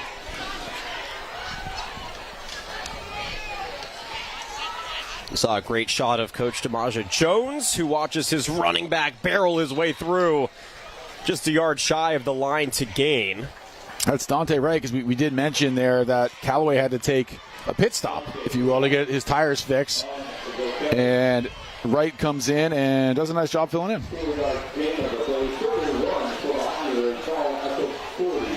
And Helix, again, taking their time. I do think at this point of the game, while you're running it, maybe a little bit faster here. I don't think limiting possessions is going to be the issue for the second half. You still want to run if you can, if that's what's being effective, because you do have to score at some point. But I think you can hustle up a little bit more than this. Looking for their first points against the Dons since 2023. And another carry this time, though not as effective on 3rd and 1. Though the final push may have just been enough. We'll see here on the carry by Wright where that spot ends up. It looks to me like it's good, and the officials agree. A hair of a yard across the line to gain. First down here for Helix once again. That nice forward progress there. I actually thought he was short. We'll take a look. And great job there again. That's Wright backing up. He's a little bit, I would assume his squat max a little bit more than Bryson Callaway. So more of a power back. And a little bit of playing through not just the first, second, or third whistle there by a couple players, but they let it go. But it's a first down for Helix either way. Yeah, if you ever want some motivation to stick with your leg day routine, watch these running backs. It's the only reason I can get out to leg day on a Wednesday. Callaway back in the backfield. Norman Lester hands it to him. Looking for that gap. Quick burst of energy before being greeted and taken down near the 35-yard line. A gain of 4 on the play, and that's going to set up a second and about 5.5. Take a look at it one more time. And again, good, long, sustained drive. That's what we talked about at halftime. Callaway with his fresh tire on gets about 5 there. You're going to be excited for the F1 weekend, by the way. You know, I know nothing about racing or cars. I couldn't tell you one thing. Well, you know that it's called a pit stop. Yeah, you know it's called a pit stop, and you know that you need to change a tire, so that's really all you need. I only know that because I've watched Nick James read enough highlights so that I know what a NASCAR pit stop is. Oh, I don't know anything about NASCAR. 2nd and 6. Callaway remains out there. 3 running backs extra block, or rather 3 wide receivers extra blocker. Slips through the first, and taken down on the tackle for the Dons was Kevin Clark, the second leading tackler on this Dons defense. Nice little duck dive there by Bryson Callaway. That's a surfer term. You got that one? Duck and dive, yep. No, duck dive. Oh, a duck dive. When you go under the wave when you're trying to get out to the outside. Is that because ducks will dive to get their fish in the same manner? I'm not very well bred, so I don't know. I thought you were an ornithologist, man. Good run by Callaway, getting a gain of 4. And whatever word that was, no clue. Ornithologist? Yeah, what is that? Okay, stop claiming you have a degree from the University of Southern California, okay? Norman Lester jogging back out there. I didn't go to Oregon, so I don't know about birds, Jonathan. I know that ducks were the main thing there, but I don't know. I'm going to leave you to stand in the hole that you dug yourself. On 2nd down, handoff, Callaway chugging up the middle. That was 3rd down, my mistake, and he gets a gain of 2 on it. Well, on 3rd and 6, running the football, I understand that that's been your most effective offense, but I was about to say, in your defense, you're going for it on 4th down anyway, so this effectively is 2nd down. So you're setting yourself up, right? Fair enough. I appreciate that. So you're really setting yourself up. At that point, you know that you're going for it on 4th down, so you just try to minimize the damage on that play as you can. And we got another missing shoe. That's Jeremy Davis now. I think he's coming off. No, he just wants to talk to the coach. I don't know.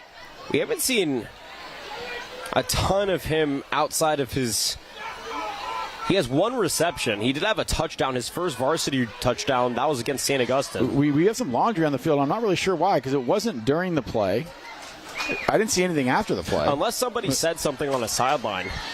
I could see, maybe some sort of sideline deal, but the reason Jeremy Davis walked over there is because he was confused about something. So I don't really know. Hopefully we'll get an explanation here, but they wave it off. Sometimes when you think a piece of laundry's dirty, it actually is clean. And that's why I've only had 3 pairs of underwear in my life. Maybe I upgrade to 4. You give me that look like that's not enough, maybe. I don't know.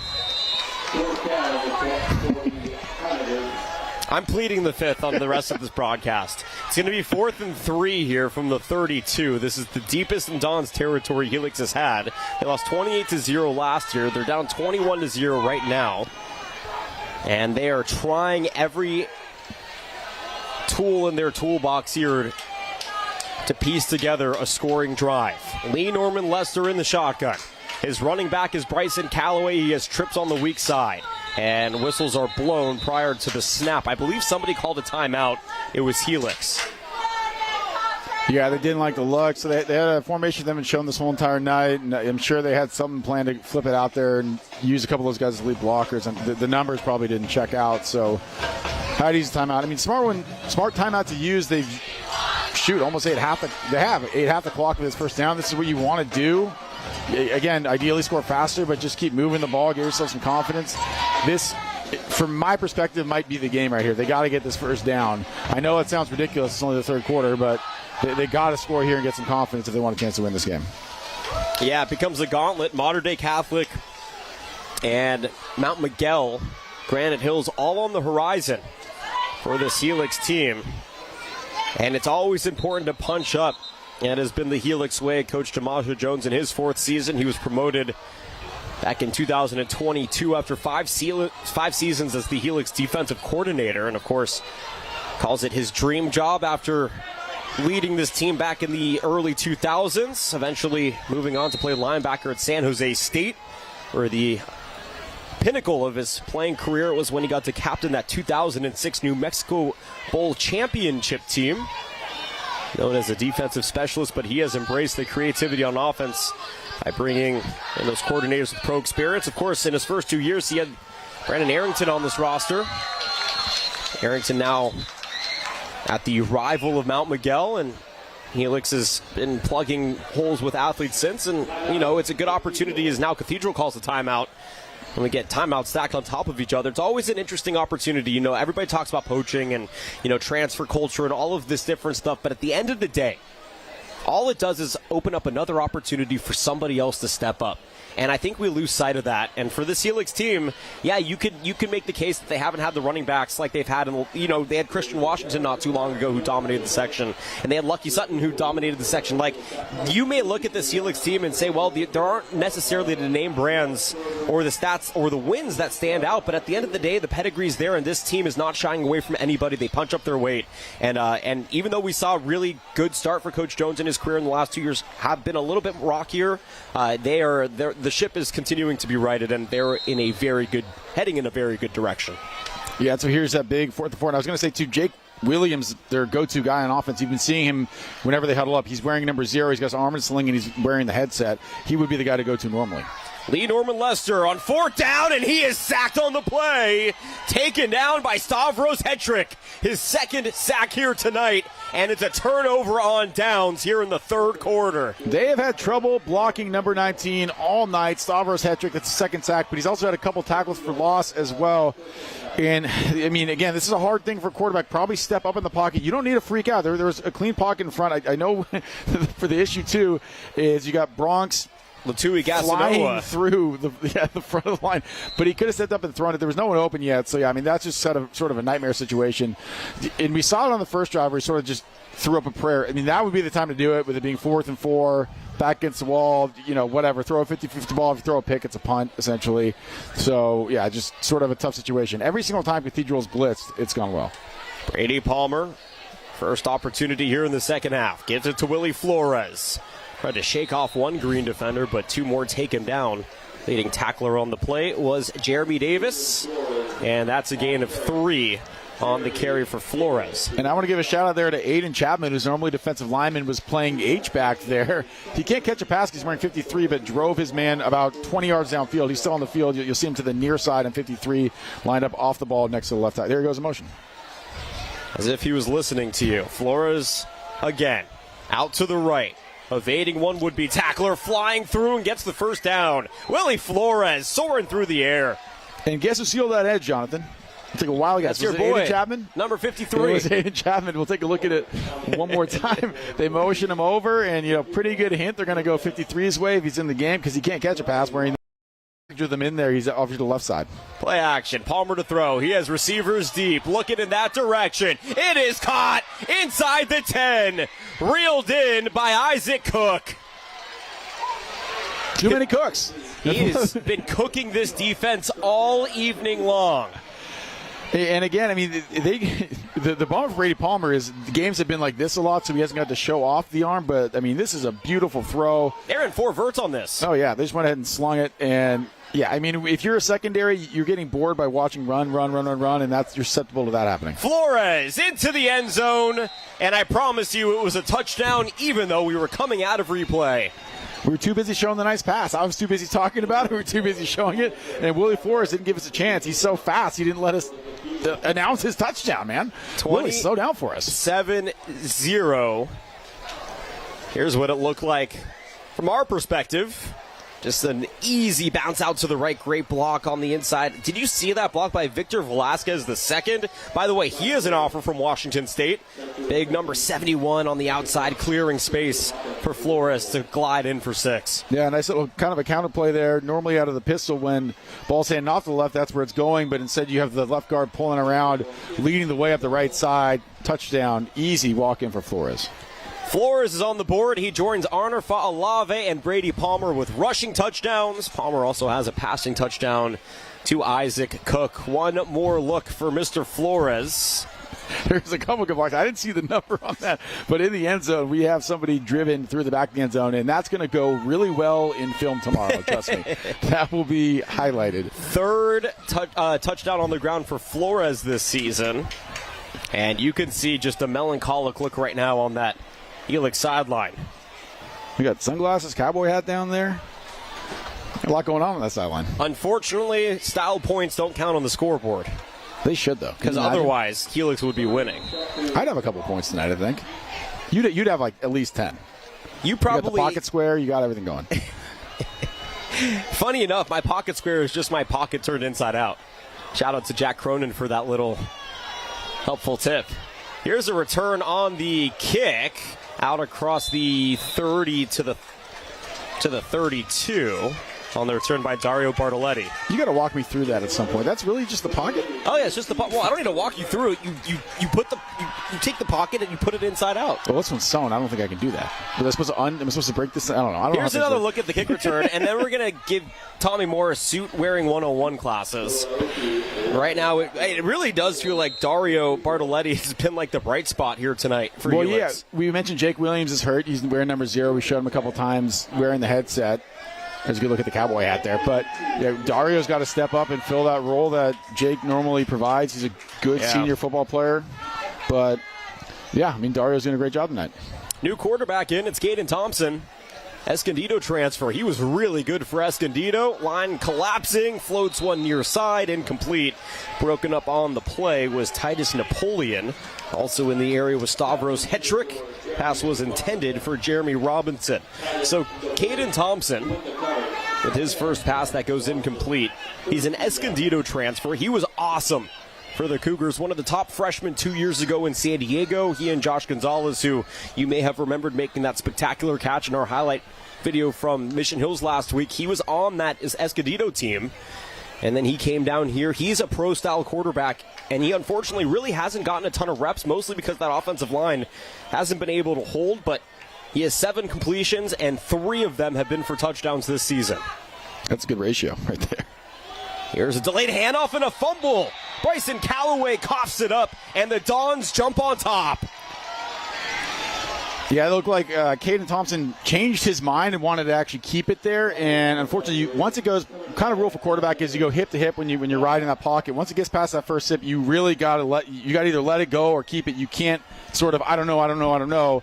And you'll see it here. This is an I don't know from Caden. That kind of comes from Yeah, see, just too late. And again, that comes from not getting a lot of reps on the sideline or during the game. And you see him and Callaway talking about it. You can't leave it in the pocket that long if you intend to keep it. You got to really pull it earlier, and that's what resulted in that miscommunication there. Second turnover for Helix. They had an interception on their opening drive of the game. Brady Palmer, fresh off of that really nice pass that set up a touchdown run for Willie Flores, back out there. Honor Fa'alave in the slot on the right. Palmer in the shotgun. Flores to his right. Palmer rolling out that way. Palmer, eyes to the end zone. Fa'alave, why is he so open? That is not the guy you leave wide open. And even though it's not Honor Fa'alave and it's actually Isaac Cook, it does not matter. He continues to torch the defense for a touchdown. You know why he was that open? Because Honor Fa'alave was, 5 yards off line of scrimmage running that out route. Cook with a little post corner, so you get sort of a levels concept there. I mean, man, it's just too easy, Brady Palmer. That might be the last play we see of him tonight, now with the score being 35-0. But at first I thought he might have undercooked it a little bit. No pun intended, pun extremely intended. But Cook with a great catch and more impressive stretch towards the goal line. So Bryce Bergman will line it up here and try to make it 35-0. Reminder, 35 or more points is the deficit. Coming into the fourth quarter, a running clock will ensue. You could have a running clock prior to the fourth quarter, but both teams would have to agree. So we take another look here at the touchdown pass. Brady Palmer hook it up with Isaac Cook once again. Yeah, we can't see the screen, but he little move to the inside, then outside, and this is the best part right there. Nice stretch. And again, I thought Palmer might have underthrown this a tiny bit, but had just enough on it. And yeah, he is really comfortable rolling to his right. We've seen him roll that way about 4 or 5 times now. He delivers a good ball while rolling, and that's something that you'll see Cal run a lot too. And again, if you go to Snapdragon tomorrow, which I'm sure Brady Palmer will be there, probably be on the sidelines. 2 good quarterback names, Brady and Palmer. I wonder if that's on purpose. Do you think it was on purpose that his parents named him Brady? I would venture yes. Here's a return from the 10. That's typically how names work, Tommy. You know what I mean. I mean, Tom Brady at his peak, what year? Brady Palmer born what year? You know what I mean? I don't know. Dad's a quarterback, uncle's a quarterback. What? Brady Quinn. Randall in the production booth saying Brady Quinn. Maybe potentially the greatest Brady of all time. Actually, in college, technically, he was better than Tom Brady. Yeah. Another shot here of Jay Sells on the sideline.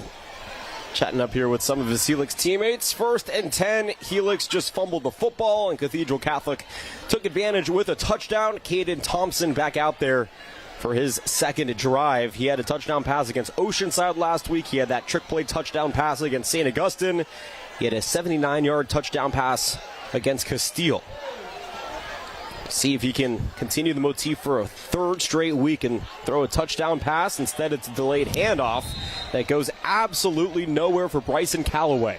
Yeah, and so this happened because Caden Thompson didn't like the alignment that he had with his running back. You'll see him really late try to take a couple steps back to fix it, but it was wrong from the start. And actually, that was afterwards, so never mind, Caden. I apologize. Good job by Thompson jumping on the ball. But I thought it was another exchange problem, but it was not. I apologize. That's what it looked like in real time. Hand up. That's my fault. It's all good. Jeremy Davis jogging back out there. Great to see Jeremy Davis. We've been saying his name a lot, and it's even more emblematic that he's been out there all season. But what it shows is his spirit in his fight. He's a defensive leader on this team. His flags fly. It's going to be a false start here in Helix. Here's the official car. Actually, no, it's an encroachment call on the defense. This is why you... They weren't even saying it. It's hard to get an encroachment that early. I am shocked. I mean, Helix wasn't even set yet. So that's what I'm saying. I don't know what... Unless you're like high-fiving the offensive lineman. So anyways, back to number 19, Jeremy Davis. It's even more special to see him on the field. Back in 2023, he missed the entire season. He was fighting acute myeloid leukemia. He was hospitalized for a month. He endured 5 rounds of chemo. He nearly lost his life. He lost 46 pounds at one point, and he'd use a walker before fighting his way back.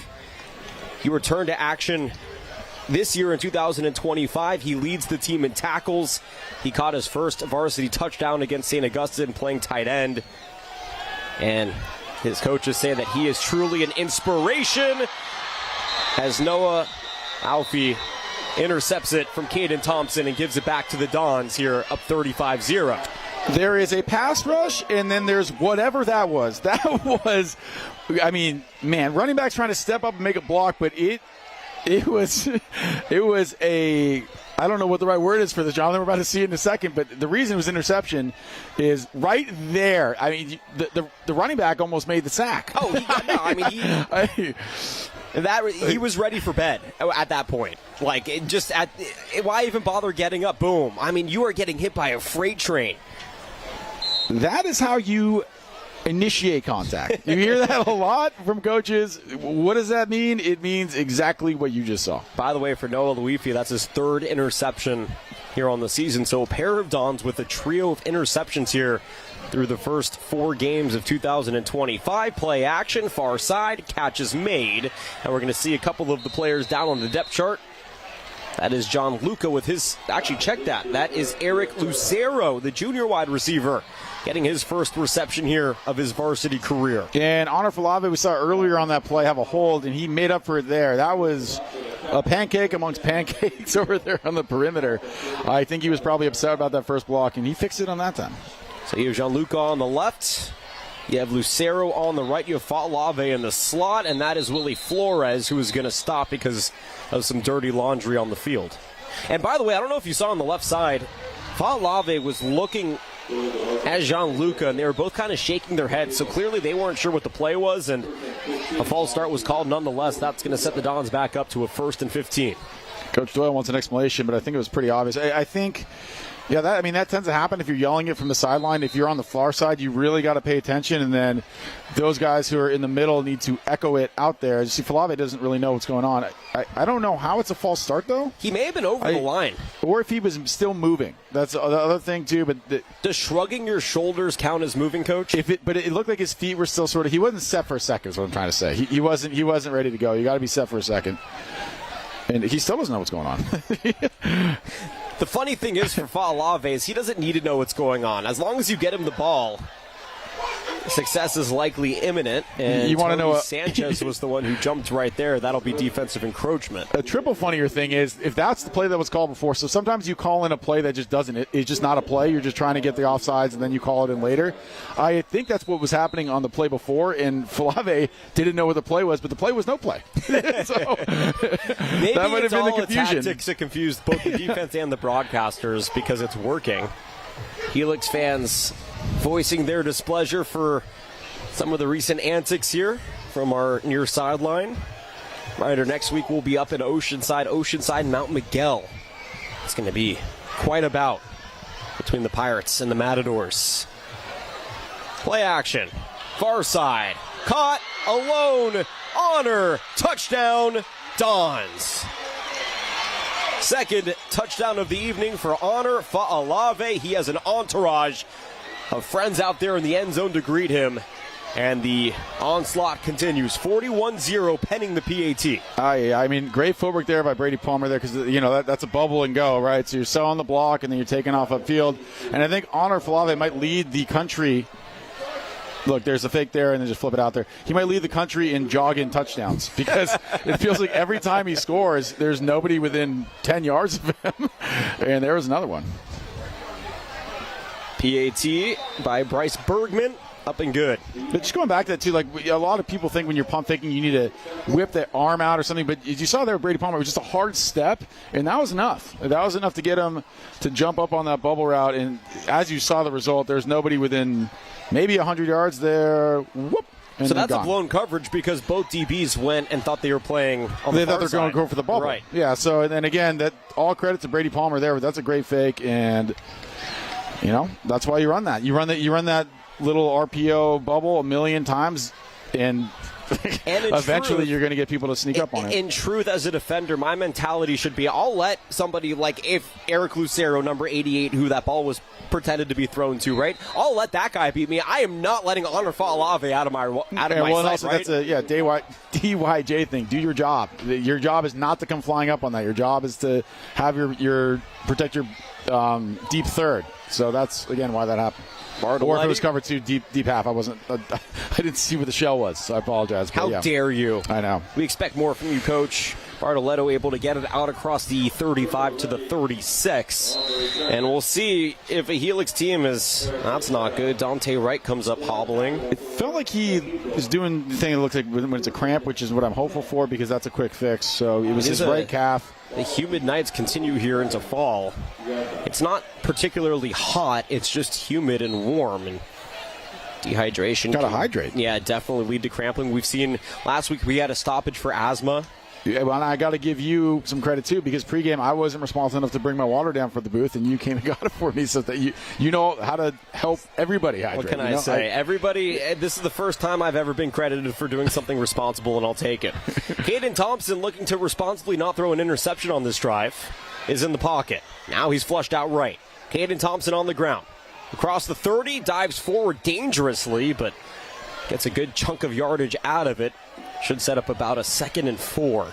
I think he heard you call him a pro-style quarterback and wanted to prove you wrong here. I mean, obviously you're not supposed to run this here. You're supposed to throw up and nothing's there and then just sort of takes off and wisely takes a seat. That is a interesting seat to take, but it is a 7-yard run. They'll give him one more on the lunge. 2nd and 3, clock trickling to under 40 seconds. Helix has not been shut out in back-to-back years against Cathedral in the history of its program. It's in danger of that result here, given the state of the situation before us. Screen pass, far side, it's complete. That's Bartoletti. And really doesn't get much help from his blockers thereafter. It's going to be back at the line of scrimmage. Rather, the line to gain, but it's going to be a half a yard short, and 4th and a fingernail is going to come up here when we return for the fourth quarter. 42-0. A touchdown to honor Fa'alave. 100% of the, a touchdown to honor Fa'alave and a rushing touchdown by Willie Flores. The 100% of the scoring in the third quarter. We'll return for the fourth in a moment. It's the TVX Sports Video San Diego section game of the week on YurView Channel 4 and TVX Sports Video on YouTube. San Diego High School football is going live. Starting Friday, August 29th, the San Diego section will be partnering with TVX Sports Video to broadcast one high school matchup every week for free on YouTube, YurView San Diego, and Cox Cable. Friday, September 26, Mount Miguel travels to face Oceanside on the San Diego section game of the week. Watch live on YouTube at TVX Sports Video, Cox Channel 4, and YurView, California. Well, Helix trying to keep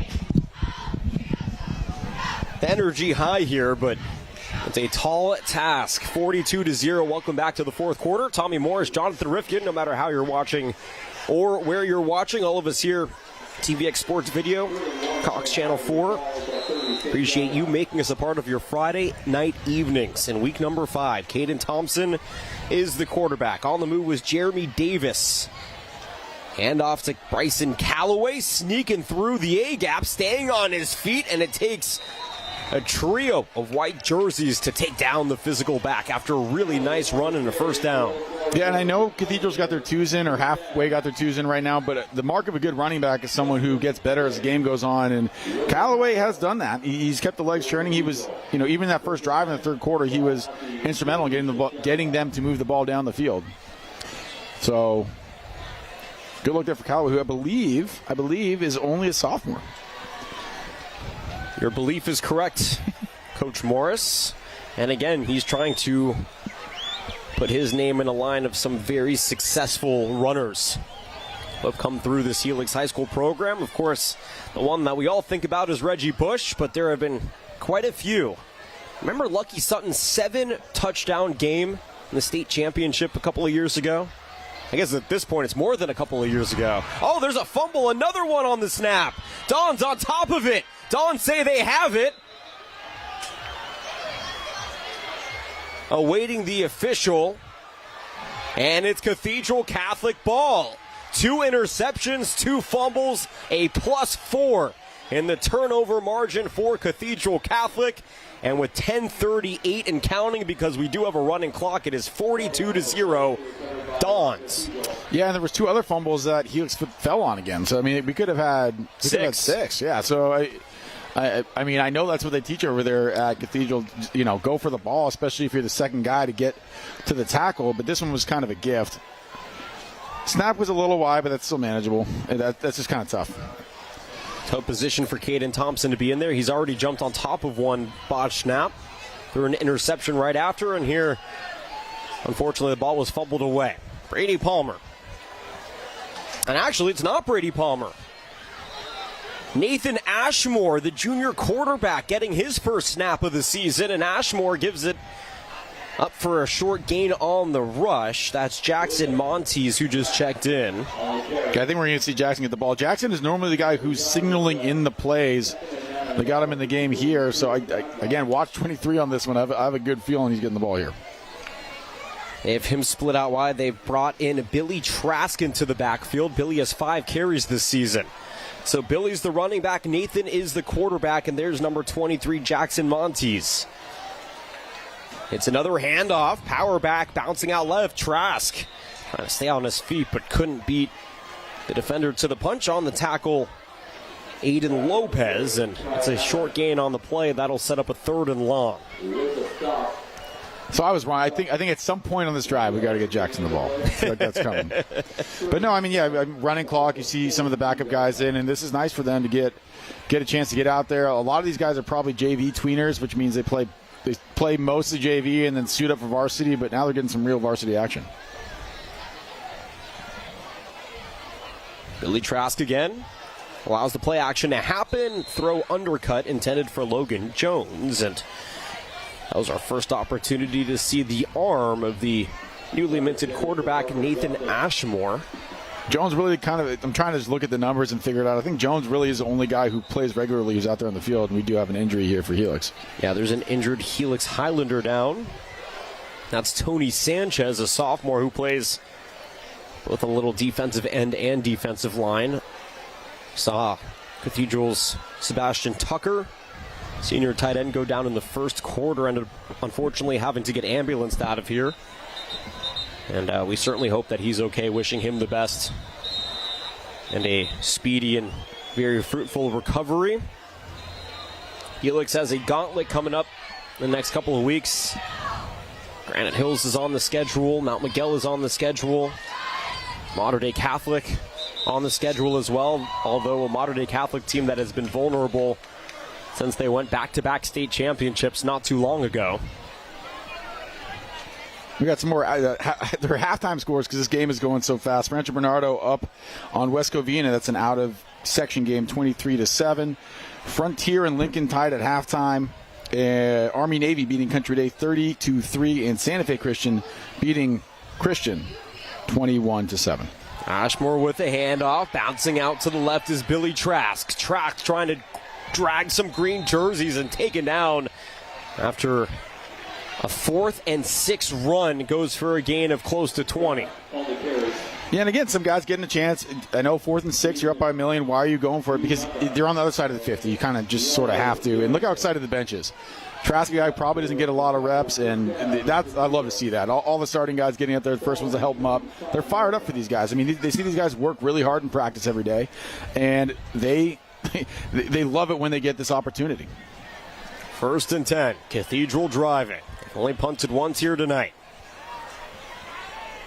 Ashmore, screen pass, incomplete through the hands of Logan Jones. 2nd and 10. Yeah, I mean, again, so generally in RPO, you're throwing to the side where the running back's crossing the quarterback's face, right? So that was going to go to the right side no matter what. I thought that was going to be the one right there to Jackson. I thought that was going to be it because he was over on that right side, but they threw it that way to Logan Jones. Jackson had to make the block there and just couldn't connect. And now Logan Jones is coming out, which, again, like he's worked hard today. I think he deserves nice a chance break to rest here for this last 6.5 minutes. Willie Flores did jog out there for a moment. They pulled him. They also pulled Jackson Montes, your boy. Cathedral looking down the depth chart and trying to insert as many bodies as they can here in the final 6:13 on the running clock. Here comes Trask again, bustling his way out and continuing the movement, just about a half a yard shy of the line to gain. Nice run. This guy, I mean, if you need a pure goal line back. I know they're using him further down the field because it's late, but this dude Trask, he's got some muscle, but he also can move. I mean, this is impressive stuff from a guy with his stature. Yeah, Trask, a junior, trying to make a case for himself to get more carries during the early parts of the game. Only 5 carries so far in the year. Has looked really good tonight so far. 3rd and 1.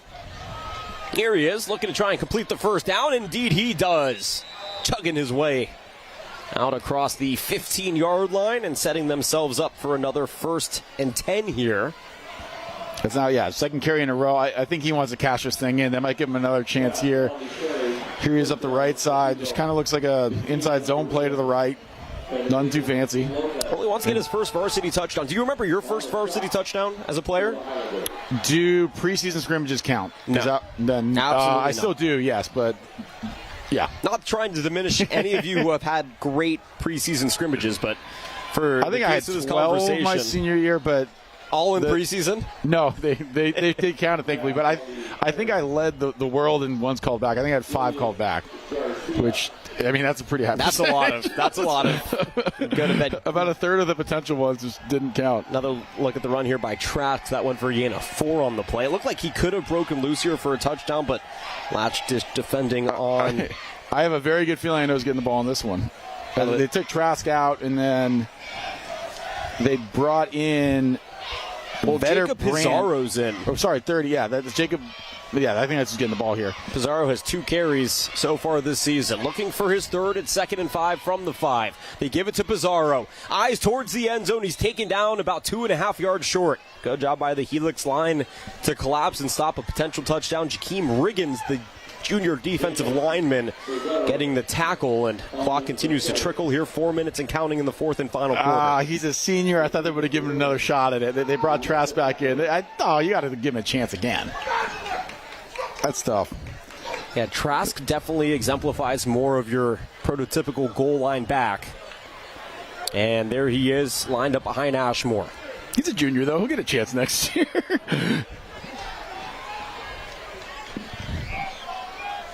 Let's see if on 2nd and 1 from the 2, what he has in store. Here it is. Trask, head down, touchdown on the board.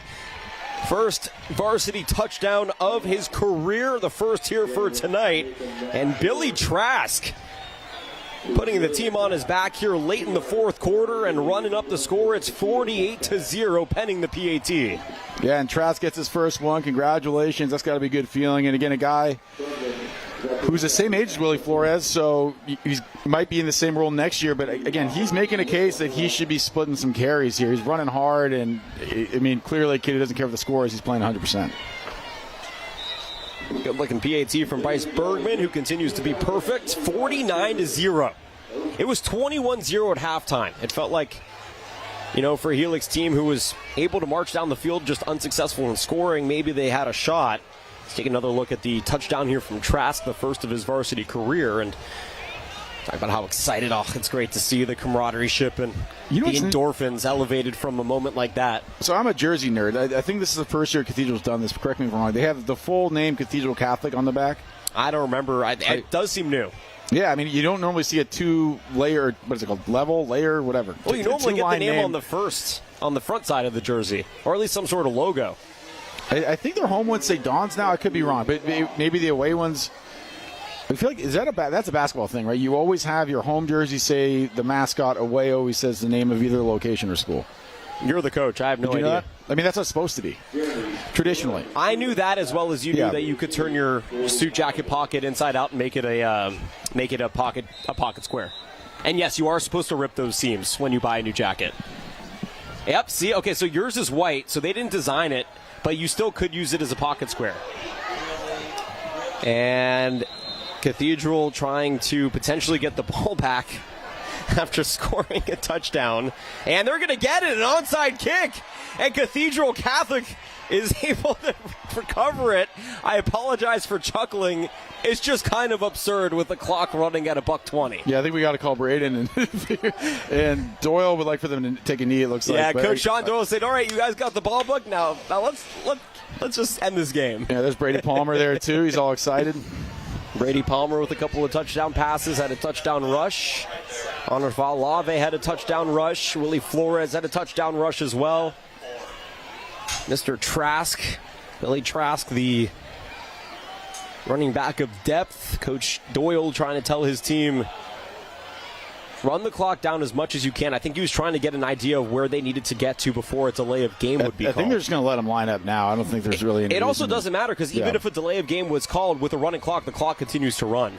And, yeah, that's going to do it. So Cathedral Catholic starts 2025 on a perfect 4-0 streak. Impressive wins, including 2 against San Diego teams now.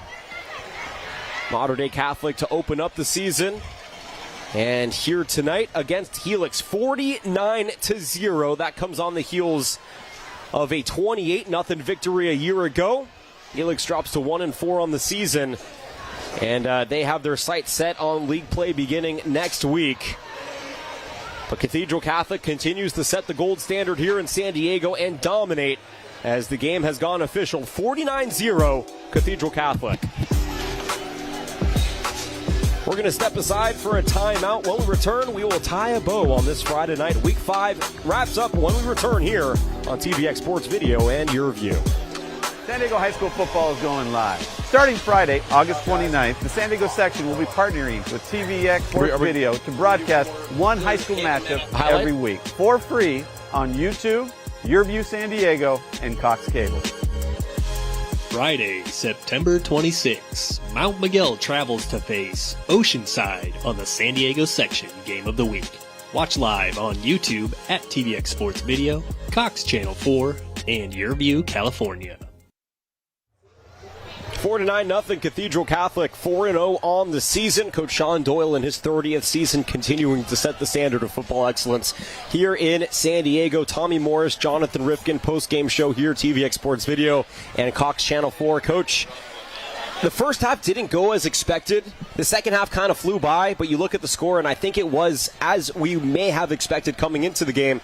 Nothing against Helix, just knowing the firepower that Cathedral Catholic possesses. Yeah, I mean, again, we were sort of hopeful there in that first quarter we get a little bit tighter of a game, but, you know, big win for Cathedral, tough loss for Helix, but they'll go into league play, which should be more of a competitive schedule. And big win for me because I just learned how to do this. Look at that. So, this guy started the night without a pocket square, and now he has one trying to join us. Yeah. I mean, I was less prepared than Jamarcus Russell to start the game looks-wise, but now I'm looking pretty good.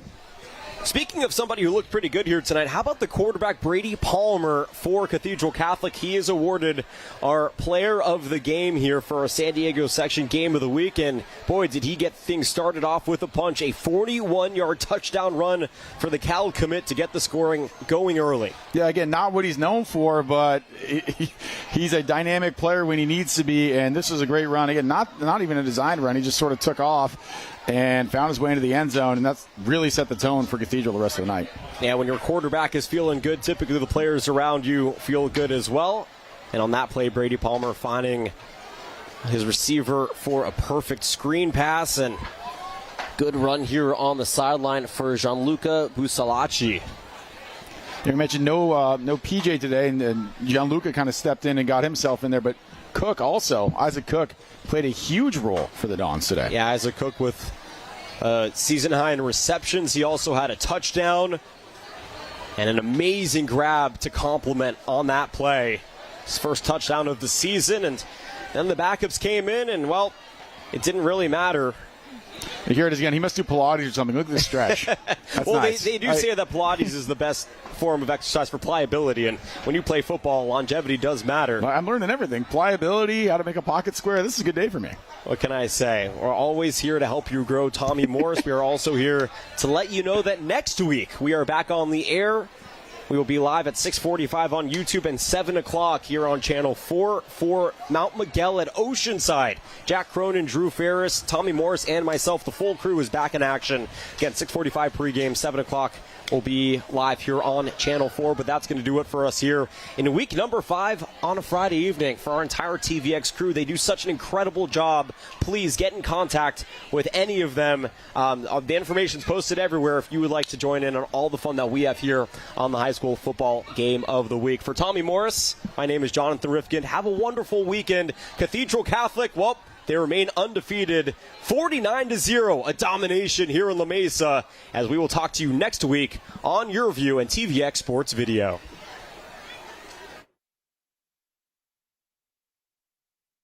San Diego High School football is going live. Starting Friday, August 29th, the San Diego section will be partnering with TVX Sports Video to broadcast one high school matchup every week for free on YouTube, Your View San Diego, and Cox Cable. Friday, September 26, Mount Miguel travels to face Oceanside on the San Diego section Game of the Week. Watch live on YouTube at TVX Sports Video, Cox Channel 4, and Your View, California.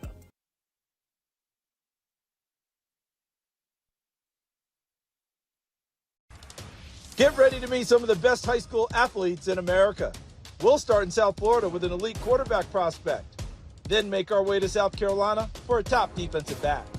You'll meet a rising volleyball star in Michigan and a two-sport athlete in Ohio. Plus, hear from former SMU running back Craig James in our journey to greatness. That's all coming up next on Sports Stars of Tomorrow.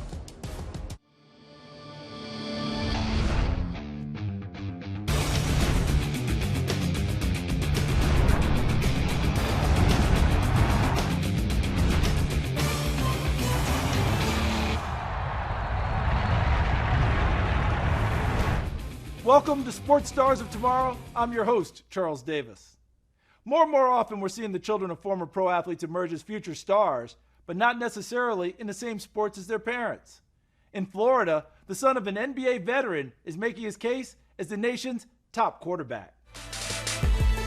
And that's this week's 5-star feature. He's one of the highest-rated quarterback recruits in America. For many years, people knew Dia Bell as Raja Bell's son. The elder Bell, an 11-year NBA veteran, has noticed a change lately, though. More and more fans are calling him Dia Bell's dad. Yeah, I'm good with it, man. It took me by surprise. It kind of happened overnight. Especially locally, this is where I'm from, but I actually like it, man. I get to sit back, and because it's not my sport, I can just sit up in the stands and watch and be a parent. I got that a lot when I was younger, but now as I'm starting to get older, starting to get more recognition across the country, it's kind of flipped. He obviously played at the highest level. I haven't got there yet, so hopefully when I get there, I get to take over that entire narrative. Given that Dia's dad played in the NBA and his mom was an All-American soccer player, it makes sense that he loves sports himself. He was actually born a few hours before his father played in a playoff game with the Phoenix Suns in 2000.